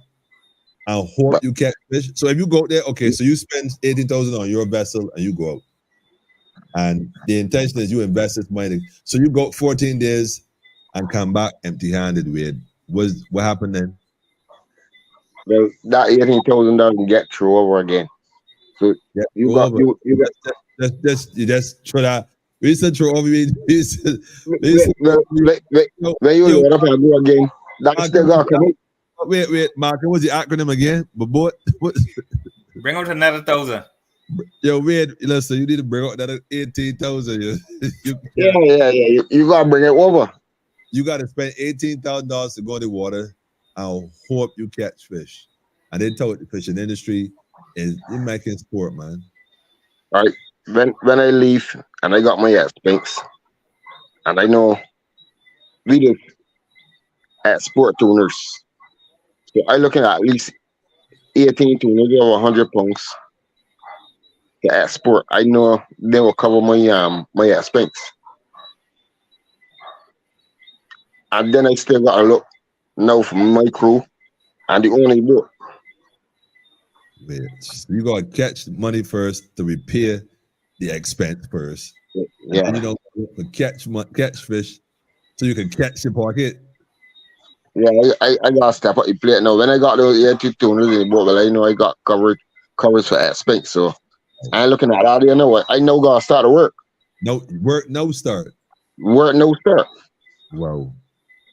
So I was when a man go with me, he said he had him fishing boat, you know, to get excited, and then he want to go home. And of course, he go home, so that means I lost and he lost and so he could have ticket and work with me. We leave when everything is finished. The bait or the ice. Well, I can't get the flow go because ice can over 3,800 gallons of flow. And that costs how much again? Roughly 7,000? No. I put in that 3,800 gallons of flow. That's gonna carry down in about $50,000. Every used to get a consumption on the diesel. Like we clear for her seas, you could go in the port. Oh, so in other words, I get duty-free diesel. It'll be much easier on the fishing vessels. What do you mean duty-free diesel in the port? Before you go there a minute, you telling me that you can't even fill up your boat with diesel? That's what I'm trying to tell you. Everywhere. Right? Like years ago, we used to clear for her seas, so we used to get the diesel duty-free in the port. So you know to clear custom out and in. That come to a stall and a stop. I don't know why, but it just come to a halt. So we had to go back and actually bought diesel at a higher rate. Wow. Wow. Wow. I see three areas here that if I was a politician, I use that word very loosely. Here people doing about Emmanuel, sir, he a politician. Do not run about spreading any propaganda on me. I'm making it clear. I think a lot of y'all to just skim through this program. I don't think y'all really listen intently. I did not say I'm a politician. I am suggesting if I were in politics, better yet, let me phrase it. If I was in Mr. Thorne's shoes or Miss Motley's shoes, which is probably not possible either way, but nevertheless, I would think, well, you know what? Let me go and help the fishermen now. Let me get them back the tax-free diesel. Because, I mean, why make fishermen pay for diesel taxes when they don't drive cars on the road? Because apparently, remember they put the road tax into the fuel. Well, fishermen are on the road, it just don't make no sense when paying a tax. Wait, you don't understand it. We on the road. Well, on the road, we on a watery road. Man, that maritime law that's gonna apply to Barbados. Land. We know you gotta steer the ship on the road. So I was amazed about it already, and I was saying, we actually have to pay road tax, diesel. See, tax. So I was asking if we could just drive our boats to our shop on the sea. No, man. I honestly, right now, I can almost see that tax is going to be lifted very soon. Remember, I tell you so tonight, the 18th of September. That tax going to lift because that's just a win-win for anybody who in that position. It makes perfect political sense to ease the fishermen. One. Secondly, the concession thing got to get addressed differently. And also, the area that the boats need to be taken out the water in a more expedient manner. Because I ain't want to blame cricket, and I kind of did in one of my previous programs. I suggested that the focus was on cricket because I was paying attention to this thing from jump. The name Beryl. My grandmother named Beryl. So my name is Beryl. So I knew that this was going to be a problem. I'm telling you, I just knew this was going to be a problem. So my thing was, I didn't think the fishermen, I didn't think the people in charge took it as serious as they should have. So at this point, I agree with all you. Why repair the boats to bring them back in the environment that caused the damage in the first place, as if, and in fact, the environment now is compromised prior to what it was. So it's even less safe than it was before, which it wasn't safe in the first place. So I think that something with a matter of urgency needs to be looked at. And we got, coming out of this conversation, I got 3 points I want to bring forward. Like I said, the issue the last one you spoke about with the taxes on the diesel, the duty free. I think that's a great idea to revisit that. I hope Mr. Ford, Adrian Ford, I hope you're listening and paying attention. You need to address that issue with the diesel, get that rectified as soon as possible. And we are not asking you, Barbados National Congress, show it to the people, by the way, show it to Fed. We're not asking you, get that resolved. The other issue now too is the fact that the concession, man. I think the concession situation, a lot of fishermen, and Malcolm, you could correct me if I'm wrong. You honestly see a lot of the older fishermen having the financial resources right now. Although the government said they could qualify for a loan, you think that a lot of them even could go forward or will be eligible to qualify to get a loan, in your opinion? Being realistic. Not if the requirements remain the same. They will have to change the requirements to facilitate them. I like that. That's an intellectual. You need to get in politics, man. That is the perfect answer there, right? You can't beat that. You can't look. You ain't easy, Malcolm. You ain't easy at all. Because that's the truth.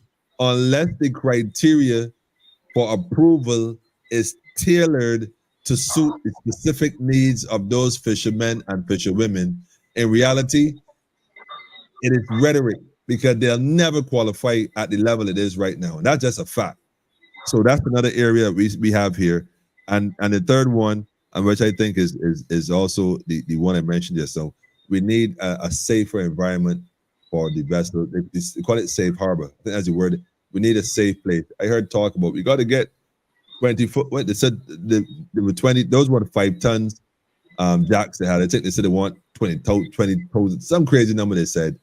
I don't think the issue so much is the break wall. I think that the engineer aspect of things, how they looked at it, I think we need to revisit the fact that we live on as a people, we live in a hurricane belt. That's just a reality. Nothing going forward should be planned without planning for the worst case scenario because we never know. We really never know. The amount of resources, like for example, and I hate to say it, cricket, $50 million in a stadium. I mean, I'm sure there were, I don't know. So I ain't gonna say that. But I don't know how much would be needed to restore or rebuild in a better way the fisheries. But I'm sure $50 million would be a start. At least a start. If it's more than that, it'd be a start. I think the government needs to be held a bit more accountable for what's going on and what has to go on in order to make the fishermen feel safe. But after I done take all my money and I get approved for this so-called imaginary loan, and I actually get the loan, and I put my vessel back in the water, to only hear now a month, 2 months later on, we got another thing coming this direction. Why would go? My heart would stop.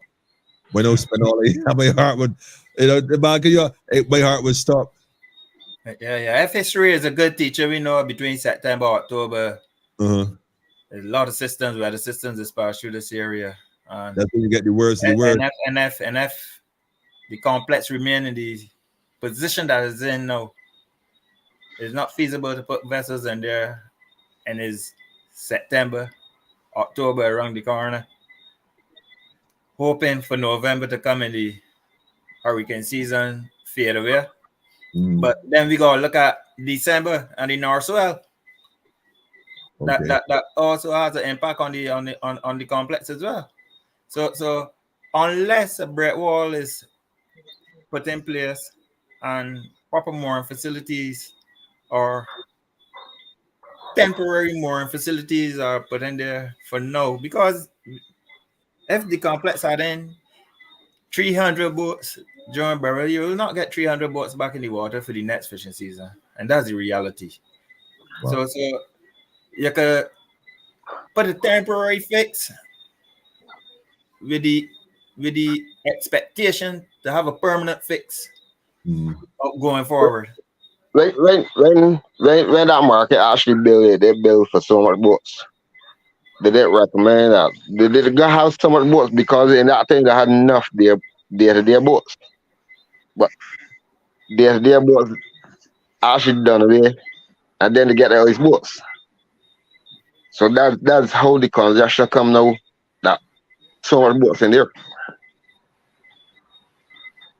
I was going to tell you that I think knowing that 300 boats were in that space, man, and Malcolm, I don't even know if we can get a quarter of that back in there by then.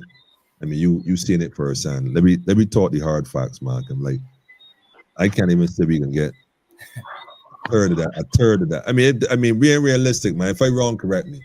I can't even see. You ain't get it, but it's bad, right? I mean, let me talk. It's bad. Right? It's like being a baby. The fishing industry going back to baby stage. So you gotta learn to creep first now, then walk, then run. So you will have a few boats in the water for the next fishing season, but it won't be the magnitude of boats that you're accustomed to seeing. So which means less boats don't necessarily mean less fish catch. Right. But the possibility of less boats bringing the same amount of fish that boats previous was doing is harder. True. And they'll have to get back the complex to the sanitary state where exporting tunas could start back again too as well, because there's a foreign exchange earner for Barbados. And you want that start back up so that the country could get some revenue. And that the men that actually doing longlining could get back some money to put back on their accounts that they would have used to repair their vessels. Because mind you, the vessels that are back in the water were boat owners that pulled their pockets because they had the resources to do it, to get their boats back in the water. So the best thing to do is meet those guys halfway. Facts. Even if you put up a temporary breakwater, put up the temporary breakwater so that if anything rise up on the horizon, the vessels that were now repaired in the fishing complex, they're safe. Right. But if you allow the breakwater to remain as it is, right now is like the open ocean. The waves will just roll in and roll out. That's the word. And the waves rolling in and rolling out in the middle of the night, then we might have reoccurrence of damages again, and we don't want that because the men now spend money to get back their boats back out on the water. Serious. Somebody saying salute to fishermen and fisher folks of Barbados. Most times forgotten about how they risk their lives on that sea. Sweat, blood, and tears. And so big, that's coming from Smiling Butterfly. Big respect to all the fishermen and fisher folks. I agree. I think it's an underrated industry. I do think it's overlooked. And I don't think that's a now thing. I think that's for years. I think like farming, people tend to look down on farming, but COVID taught us that the fisherman and the farmer is king. Because if them don't bring the food, the boy don't eat. I don't care what degree, what part, what associate, what bachelor, what master. If you ain't got enough food or enough fish, you're done. And Emmanuel, now you mention COVID, and now jog my memory. And if you could go and dig up the news medias, these fishermen donate, these same fishermen that being sideline, given a hard time, these men donate freely fish to ministries in this country. Wow. Hospitals too. Wow. I ain't get that memo. But yeah, we actually did Google search. Make sure you'll find a video or two. And every year for Fisherman Day, fishermen that donate fish that the hawkers and some of the fishermen get together, cook food, everybody, and just bringing everybody from outside to come and celebrate. You get fish, you get what's not to eat. Every year, Fisherman Day. Wow. If not for the fishermen, it is not going to work because the fishermen just get out there, just get fish that everybody could come in and get back something. It is a giving back every year.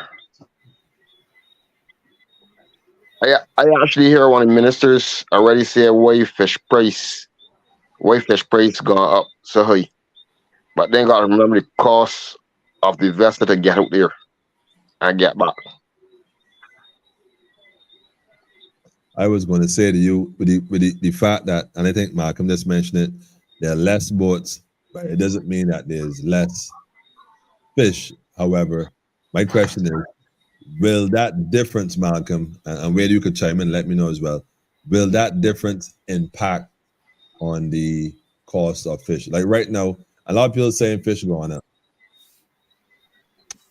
Once the fish on the market, once there's a lower fish stock on the market, fish normally goes up, and that's for years. The more plentiful fish is, the cheaper you'll get them at.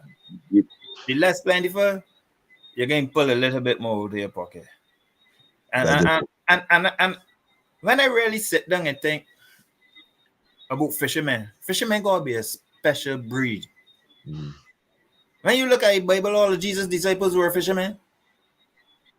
Fishermen is some of the most loving people on this earth, but they get some of the harshest comments coming directly to them. I like how you did that. That was smooth. And a fisherman, people just go to fishing boats and say, look, give me 20 fly fish there, so begging. A fisherman might look and curse, but at the same time, he's still putting 20 fly fish in the bag and passing it up. True. Fishermen are special breeds. Wow. I love it. They're special people. I actually know when I was coming up fishing, I was fishing with my uncle. And my uncle said, don't worry, I can carry you home. I can carry home you with you fish. Before I could get home, my uncle got all my fish given to people that he just meet on the road. And like, don't worry, you get fish next trip. You get some next time. Don't worry about it. Yeah, so I come along the same way. I come along the same way people ask for fish. You know, you just say, man, you've been out there hard. You've been out there looking for $1, but you still gotta look at the individual that cannot purchase fish. Some people that just take it, blow it out of promotion because you get fish from me like this trip. Next trip I come back, you come in again. I just gotta tell them, get somebody a chance. Serious. Get somebody get a chance. I think that. In fact, I found the video. In fact, let me play it first. Let me play it first because I think this is interesting. Talk giving back with.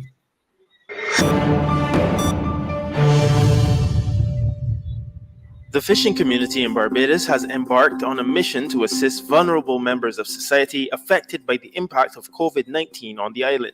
It will see them donating fish to the Ministry of People Empowerment and Elder Affairs and other agencies for distribution to those in need. The initiative is spearheaded by 59-year-old captain and boat owner Everton Brathwaite, who explained this was their way of giving back to society during this challenging time. I want to donate some fish to the people of Barbados, the less, that ain't able to buy a pound of fish or afford a pound of fish at this time because I know things tight, things hard. I mean, when things was good, it was hard with them people. So now, in this crisis, I know it's going to be harder. So we want the fisher folks want to do our part to making sure that everybody in Barbados keep healthy. We don't want it to be a one-off thing and then later on down, people still suffering. We can donate a fish. If we have 80 boats out here and every boat give one fish, that's 80 fish. And you can do that fish in 3-4 parcels. That's 4 houses that can get a fish, can get a piece of fish out of one fish. So 80 fish by 4 will go a long way. Right. I like what the brother said. I like what the brother said just now. That was quite interesting. And by the way, give a big shout out to the brother. Definitely all the fishermen and fishermen folks that was involved. I thank you for sharing that, Malcolm, because sometimes we tend to overlook certain things. Maybe not deliberately. Life is life, but I want y'all to realize that when we started having this conversation initially, it would never be the intention of trying to point a finger, but rather looking for some solutions.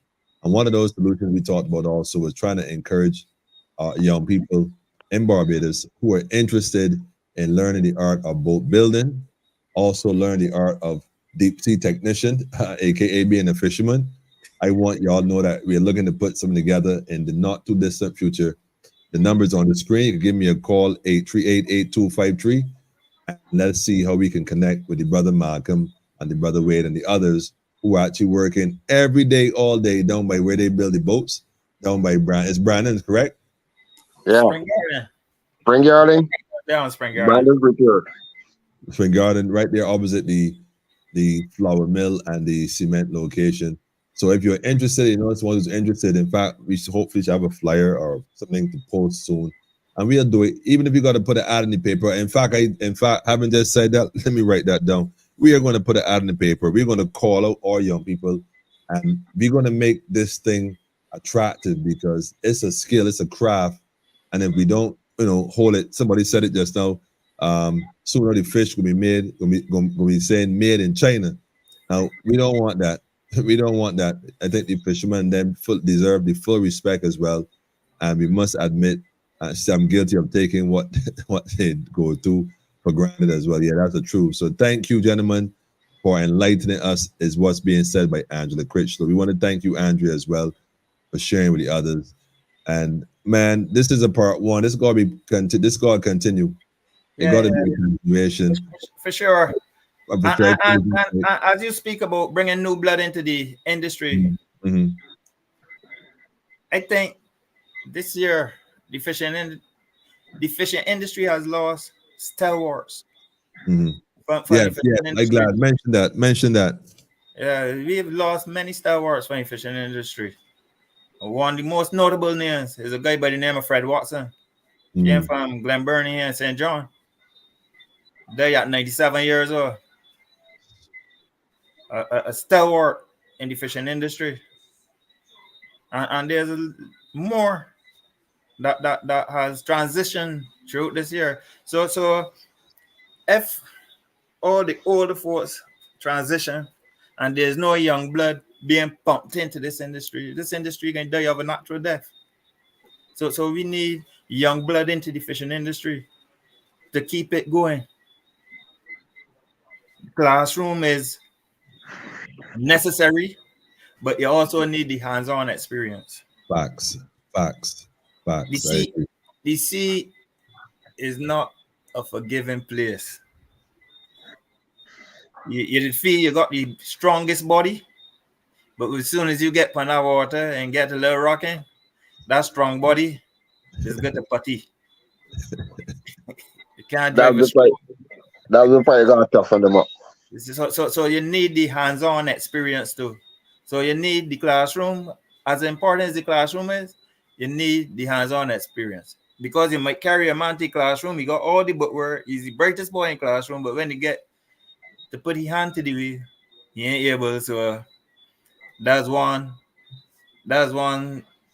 piece of tool that drop in the sea, lost at sea. Lost at sea. Yeah, he lost at sea because he ain't able with the sea. So we need to actually get some hands-on experience. Mhm. And once you identify individuals that making it, you can get them in the classroom. The classroom don't go with the first step. Mhm. Agreed. I like that point too. That's The valuable. classroom don't has to be first step. It Right. has to be able to identify people that can actually fit the Mhm. script. Mhm. And then you push them in the classroom. The classroom don't, the theoretical don't always gotta come up front. And with the experience that he would have gained, the hands-on experience would make the theoretical a lot easier. Mhm. Seeing the captain in the boat operating the GPS, when you start to get teach about the GPS, then you understand it because you actually see how it was being operated before. So it makes the theory a lot easier. First-hand knowledge. So all the time at classroom work, although it's important, it don't always be the first step. A baby just creep before you walk. But they got some that start walking before they learn to creep. Some don't creep at all and start running. Yeah. So you need to identify who can actually handle the sea because the sea is not a forgiving place. We just look at the sea when it's real calm and cool and say, "Oh, they're sweet," but it might look tough on the land. But when you get out there, it's a different ball game. And being on the sea, I see people cry already. They want to go home. They ain't able because there's not a forgiving place. So we have to identify who is willing to go on the water. Put it through the practical test first. How they stand up in water. You ain't gonna carry them out there for 12 weeks to carry the fishing. You carry the man out there so feel you out. Mhm. And if he's got the potential, then you can feed him in the classroom. Mhm. Makes sense. Investing in the right direction now, as opposed to trying to give him all that. He go out there and he don't want to do it, and all that is just a waste. It's like somebody go and study to be a doctor, and when they're done, they say, "Man, I don't want to be the doctor no more." They go and study something else because they realize that being a doctor is their true calling. Mhm. A man might love fishing, but fishing is not his true calling. His style of fishing might be fishing on a rock and not on a boat. On the board, casting line. There's, Somebody's there's, asking a question. there's, yeah, No, yeah. go ahead, finish thought. Because there's fishing when you Mhm. look at it, but there's two different types of fishing. The Makes boat sense. is out there and living. The sea is a living body, and Right. it's always moving. So fishermen just go see for 12, 13 days, and when they come home later in the bed, they feel like they're still rocking. I can understand the psychosis behind that because you get so adapted to that things start to feel like it's swaying around you. Yeah. So sometimes you just go a day or two adapting back to the land. Wow. And as soon as you start to adapt back to the land, you're back to sea. Wow. The effect that must have on the body and mind. And being on the water is a mind game. It plays with the mind because you're there, all you're seeing 360 degrees around you is water. No land. No land. Okay, wait a minute. Let me see if I can fathom this because I've always I love the idea of going out on a boat and fishing. I've never gone out on a boat fishing. So the only thing I've been on out to sea that far was an aircraft carrier years ago, as a tour. Of course, they don't rock, they don't sway, they don't do none of that. At least not in regular water. But I love the idea, and I think Wade hit the nail on the head. You might like it till you get Buddy Hilton and you're balling for your mother. Some youngsters might be just going along and they got the phone playing. I asked the Missy 25 more range that they can't get nothing else. Their feedback, they want to turn back now. Because they was playing with the phone all the time, but after they get any more mention now, they ain't got no more phone to play with.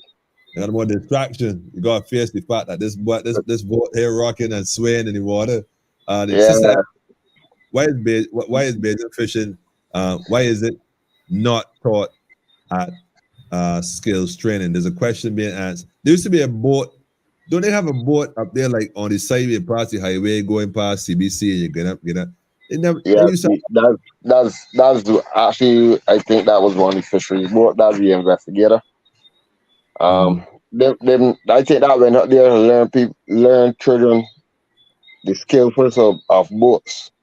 There were actually a boat building course being taught at the Polytechnic. The last course was run between 2001 and finished in 2003. I would have done that course back then as a old man because it has juniors in the in the class with me, teenagers. But I have to shout out Mr. Grant, who was the chief cook at Bottle Washer at the Polytechnic at that time, at the boat building. But I also have to shout out Mr. Bob for St. Lucy, the master and with boat building. But my understanding is he's not as fit as he was back then. But I still have to shout him out. And I also have to shout out my late uncle, Michael Payne, General or Lord Coffee, as they would call him. He taught me cork in there as well. So you see, these are people that groom me to what I am today, and I have to shout out to them and thank them for the knowledge that they instill in me and made me the man that I'm at today.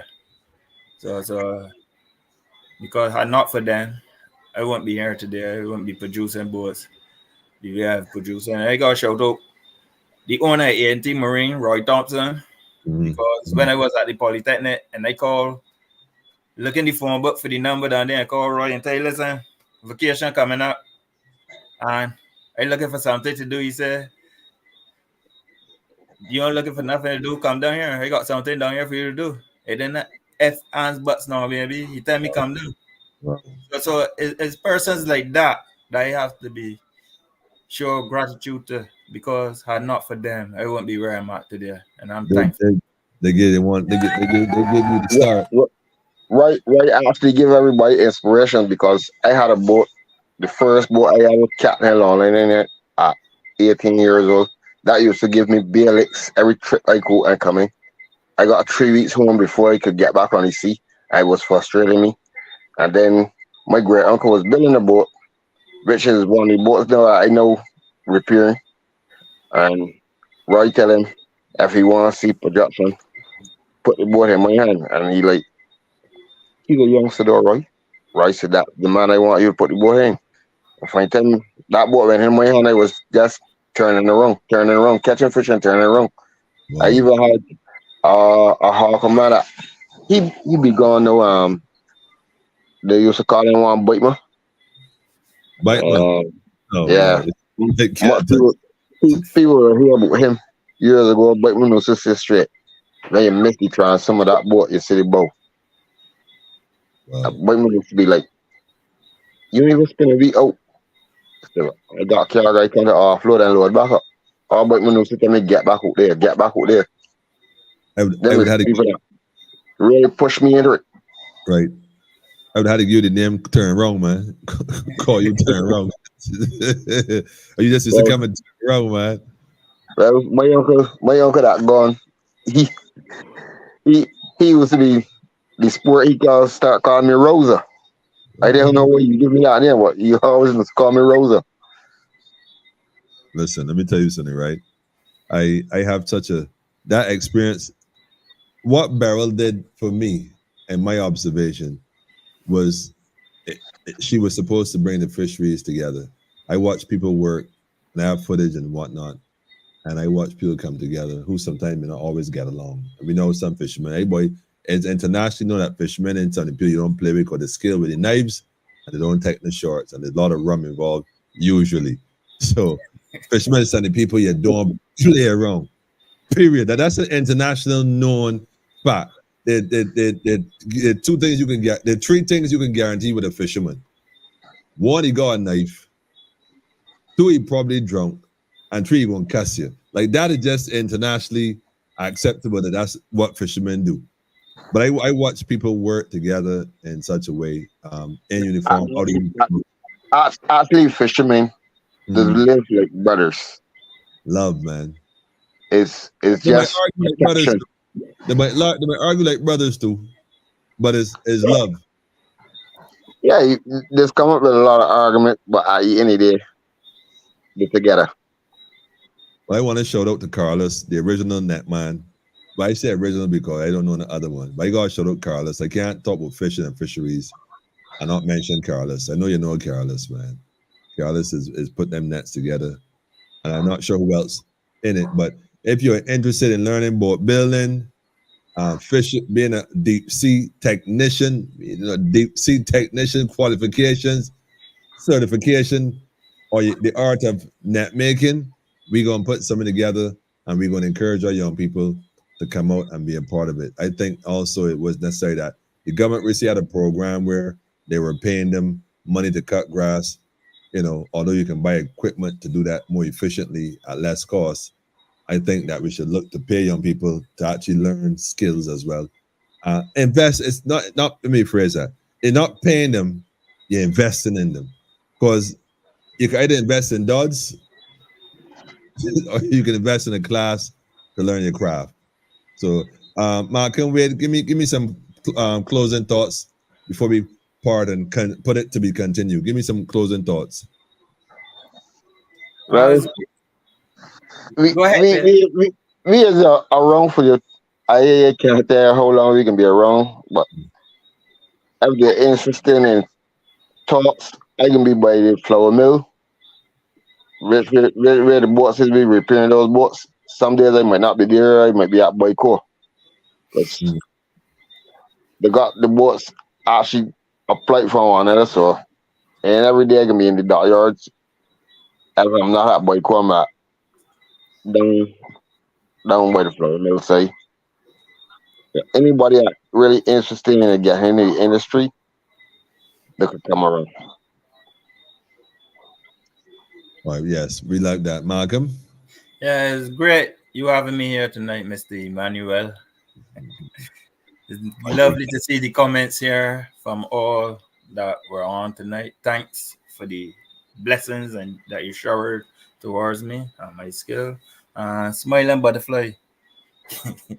Yes, there are bars out there, or what they call fishing grounds. There are different fishing grounds all about that men actually fish on, and they're all around Barbados. Remember, we are a limestone island, so yes, there's bar ones, bar twos, and bar threes, but men call the fishing grounds.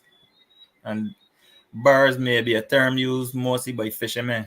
But their fishing grounds, and you find them all around Barbados. And fishermen, a beautiful thing about fishermen in Barbados is that they name every bar. Mm. So you'll hear men say they're going this place or that place, and That if place. you don't know the fishing jargon or the fishing language, you will be at a loss, right? Because And don't, these men speak don't, in their own don't get, tongue.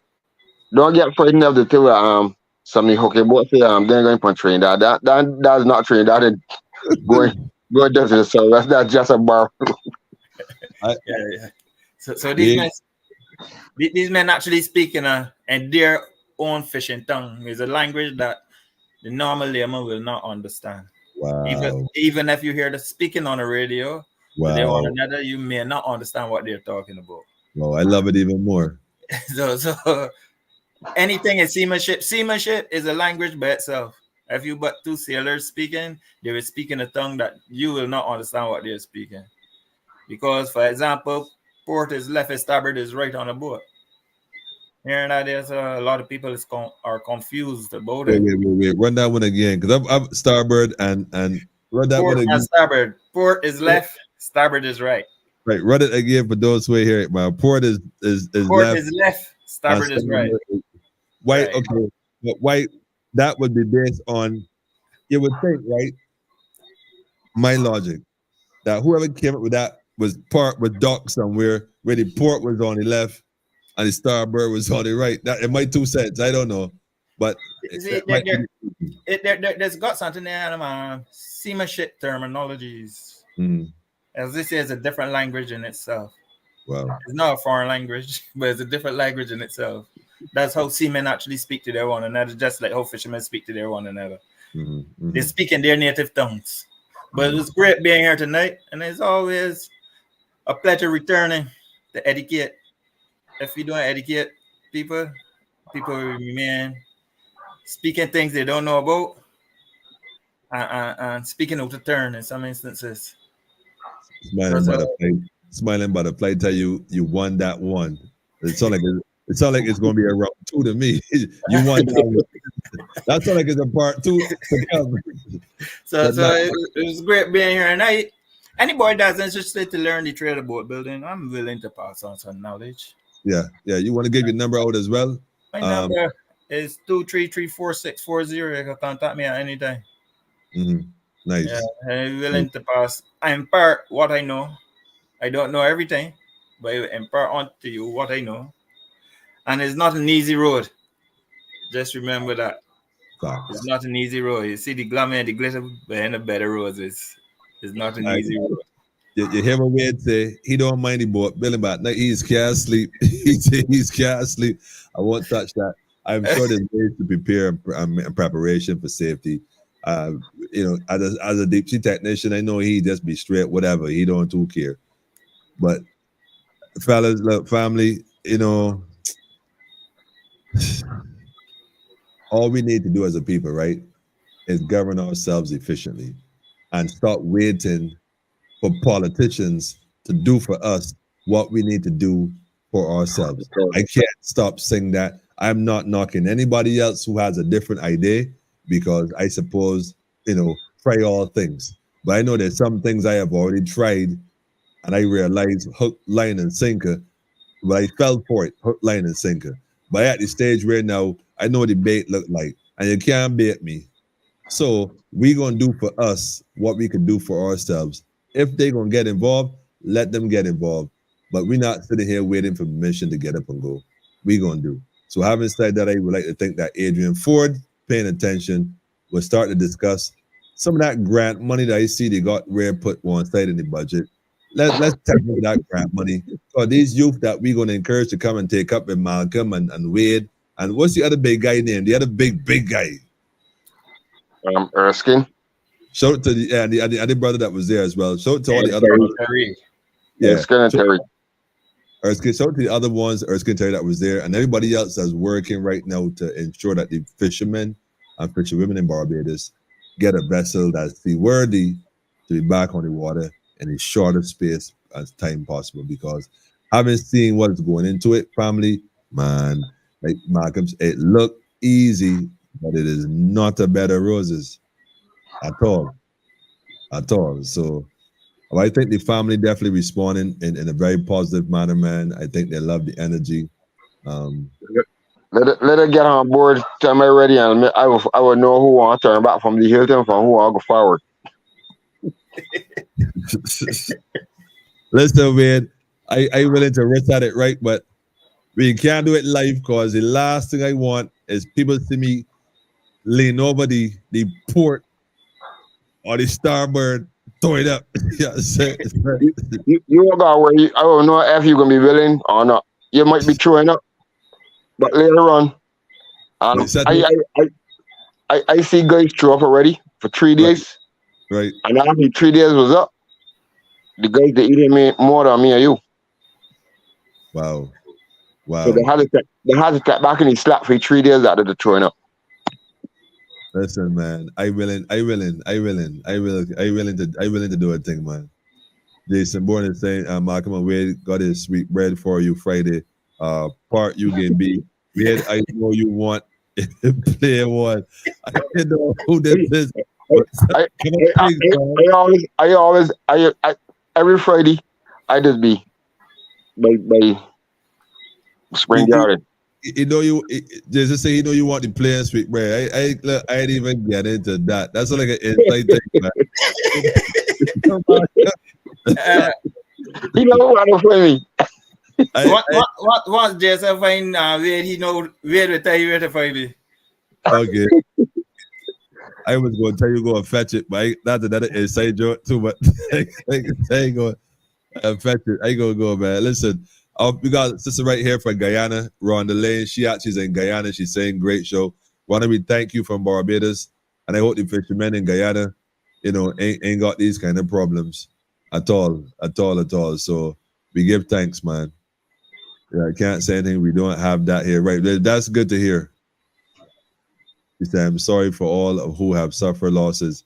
Yeah, but we gonna pull together. Here we had said we fishermen is a family. Is a family. Yes, but I like to think, like I said, Barrel should have brought the Caribbean together. A lot of things happen across our brothers in Carriacou and Calico and Union and other places that was touched even more severely than we were. We definitely got to salute them too and look at ways where we can learn from each other, our strengths and our weaknesses, and see how we can build, to use the term loosely, to build back better. Can't believe I said it. But that's a reality. We cannot wait for the government to build and do for us. What we need to start studying, like Malcolm says, the engineer, and start looking and doing assessments and making decisions as to what's in our best interest of the people, and just find ways to get it done. Simple. And she's saying, if I was younger, wait, hold on a minute, Malcolm. One last question before we go. This young lady is saying, if I was younger, I would sign up. Is there an age limit to learning how to build a boat? No, man. What's it willing and able? You can always pass through. All right, Miss Critchlow, I ain't gonna tell you. You can always pass through. You're will and able, man. Question: should a person have carpentry skills first to learn boat building? It's not a necessity. Well, there you go. Smiling Butterfly said, love you guys, Beijing talk. Listen, love y'all as well. We gonna do this thing together. We in it together. I keep telling people, one Barbados. And that don't mean that you can't have what status you have or whatever you enjoy doing. But we gotta look at this as one people. We don't gotta wait till we get a Cat 4 body sweep through Barbados. You can level everything. So we gonna pull together now in the early, get used to working together, helping each other, and making it happen. I want to thank you both again. And like I said, to be continued. This is only part one. This is only part one. My spirit is willing, but flesh. But look, at the very least, I want to encourage people to link up with Malcolm. Shout out to Brother Wade and the others. And go take a look. Man, drive past Spring Garden.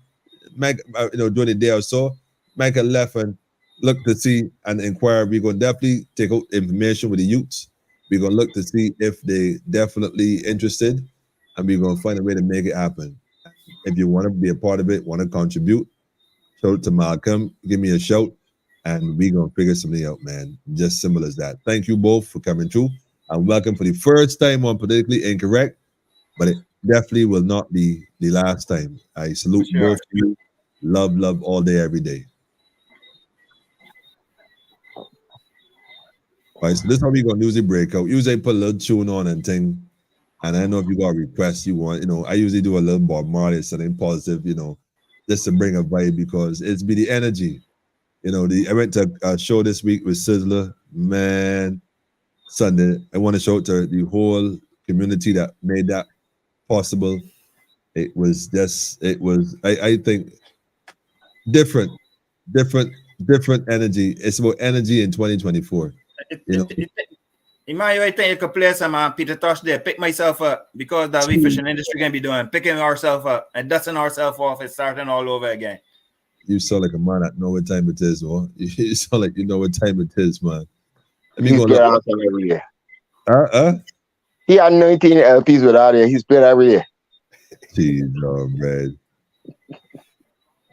I gonna get it, man.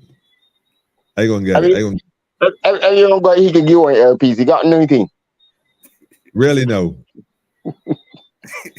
Really no. I don't even know if I should even touch that. I don't even know if I should touch that, man. But you know what? Let it play, man.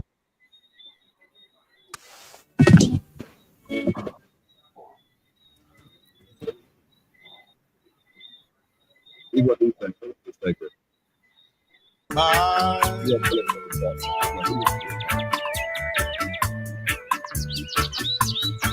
Oh, how sweet. My special request, man. My special request to the entire Fisheries, man. Sitting in the morning sun and watching all the birds passing by.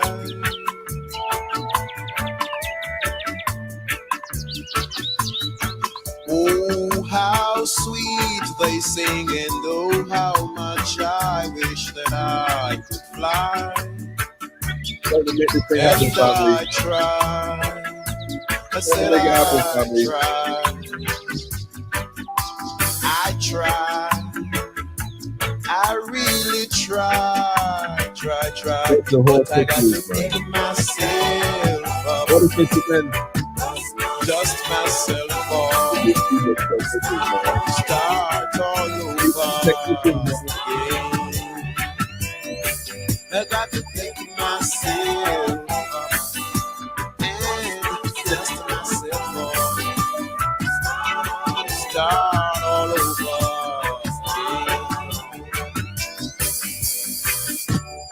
Sitting in the midday sun and wondering where my meal's coming from.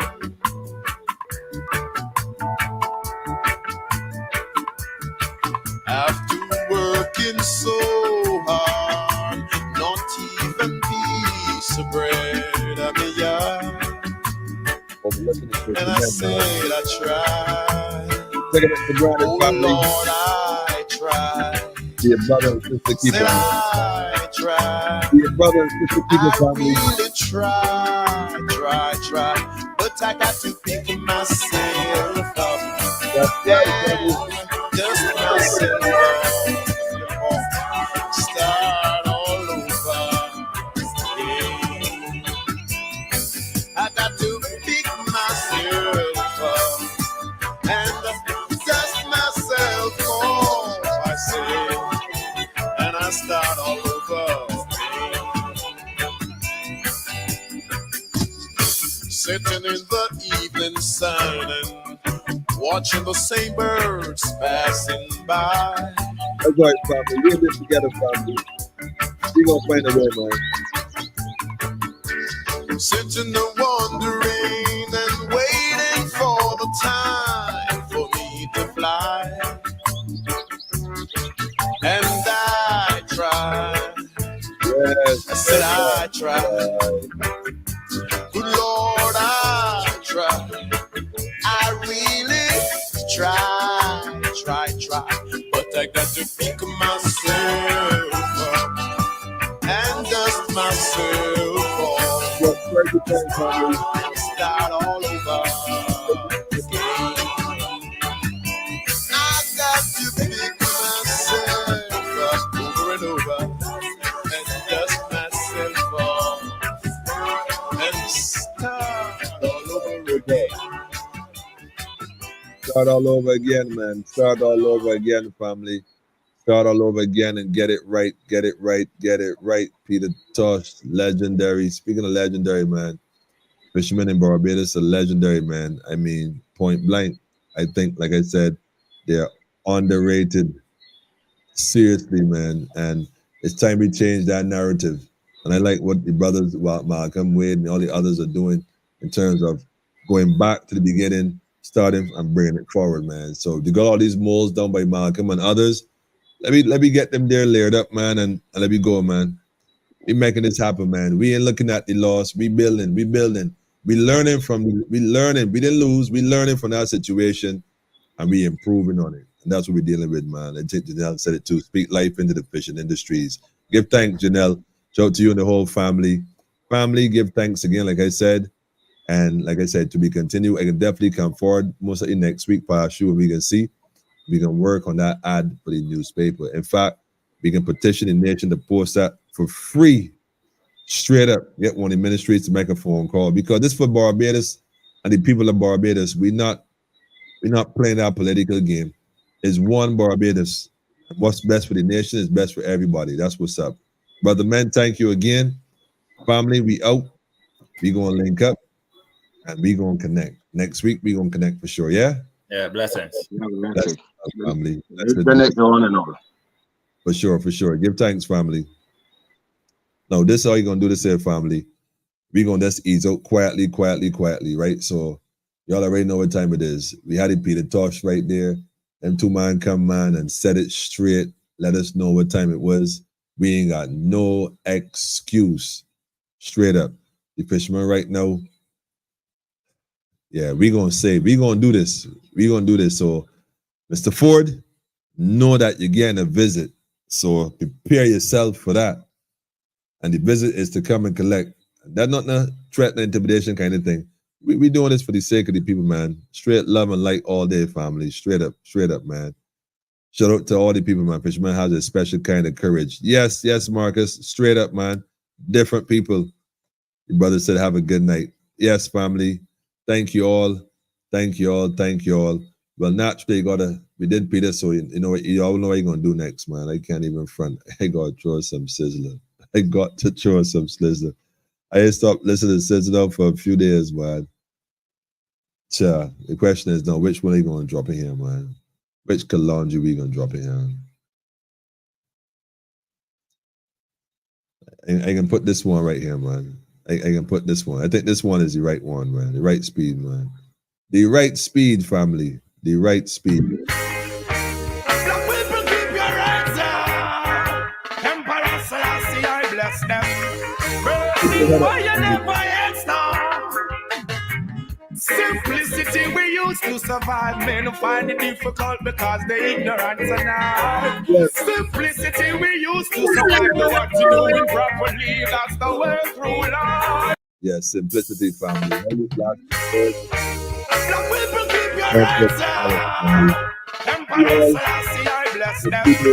Burning fire never ends now. Simplicity we used to survive. Men find it difficult because they ignorant now. Simplicity we used to survive. Know what to do it properly. That's the way through life. Simplicity we used to survive. Men find it difficult because they ignorant now. Simplicity we used to survive. Children, open up your eyes. It's not the one bag of honest in our name. Animosity in our name. Hypocrisy in our democracy. It's nothing, lava, nothing, but stab another vampire, evil's desire. It's just a meditation and prayer. Pure and conscious thought. Be overstanding on the smart. Listen to the children speak the word and shine the light in the dark. Yeah, shine the light in the dark, family. Remember one thing though. Don't take this for granted here, family. Yeah, man. I am Emperor Selassie, I am real. The ancient of days never quail. That's the for I love prevail. Yes. Yeah, man. And Emperor Selassie, I am weird. The ancient of days never quail. That's the part I love prevail. Can't cool, can't quench, everlasting burning fire. Babylon, your rent, can't cool, can't quench, everlasting burning fire. Read that judgment, I tell you. Can't cool, can't quench, everlasting burning fire. Babylon, get drenched, can't cool, can't quench. Ethiopia, mature desire. Babylon, then always it you get your food to eat and yet you find it hard to feed another youth that come up at your feet. Then how is it you always a strive and yet you find it hard to show another get so you don't be survive. That's why I King Selassie I reprise. Run to tell Pharaoh him city that God bless. Me know a king or a suffer right up on his own. Babylon we the dust brimstone. The one your name can't cool, can't quench, everlasting burning fire. Babylon your rent can't cool, can't quench. Africa mature desire. Black parents, can't cool, can't quench, everlasting burning fire. Babylon, your right eye, can't cool, can't quench. Africa mature desire, red that judgment. Bigger to you some put them in the pit. Them judge and them jury just green and a grit and all them police and them soldiers said them ready and fit. The sniper the black say him the suit and Mr. Black Christ Kingdom stand for equal rights and justice. The true human rights. Well, a government none is Rastafari did no say DJ or the falls on hypocrite and them a go bring Bruce Golding fi make a big devil switch. Well, Rasta drop Siaga in the bottomless pit. No follow the evil mama gonna spank you real quick. Well, that's another fire. Ones and public me tell them to see some no war and wickedness in a fornication in them gun finger them go deep and not about them a voter or not one them a sit me say red gold and green in every district and Ethiopia be the witness this a one your name can't cool, can't quench, everlasting burning fire. Babylon your rent can't cool, can't quench, everlasting burning fire. Read that judgment I tell you can't cool, can't quench, everlasting burning fire. Babylon get drenched can't cool, can't quench. Ethiopia mature desire. You wanna black people should know that it is slavery why we are here in Jamaica.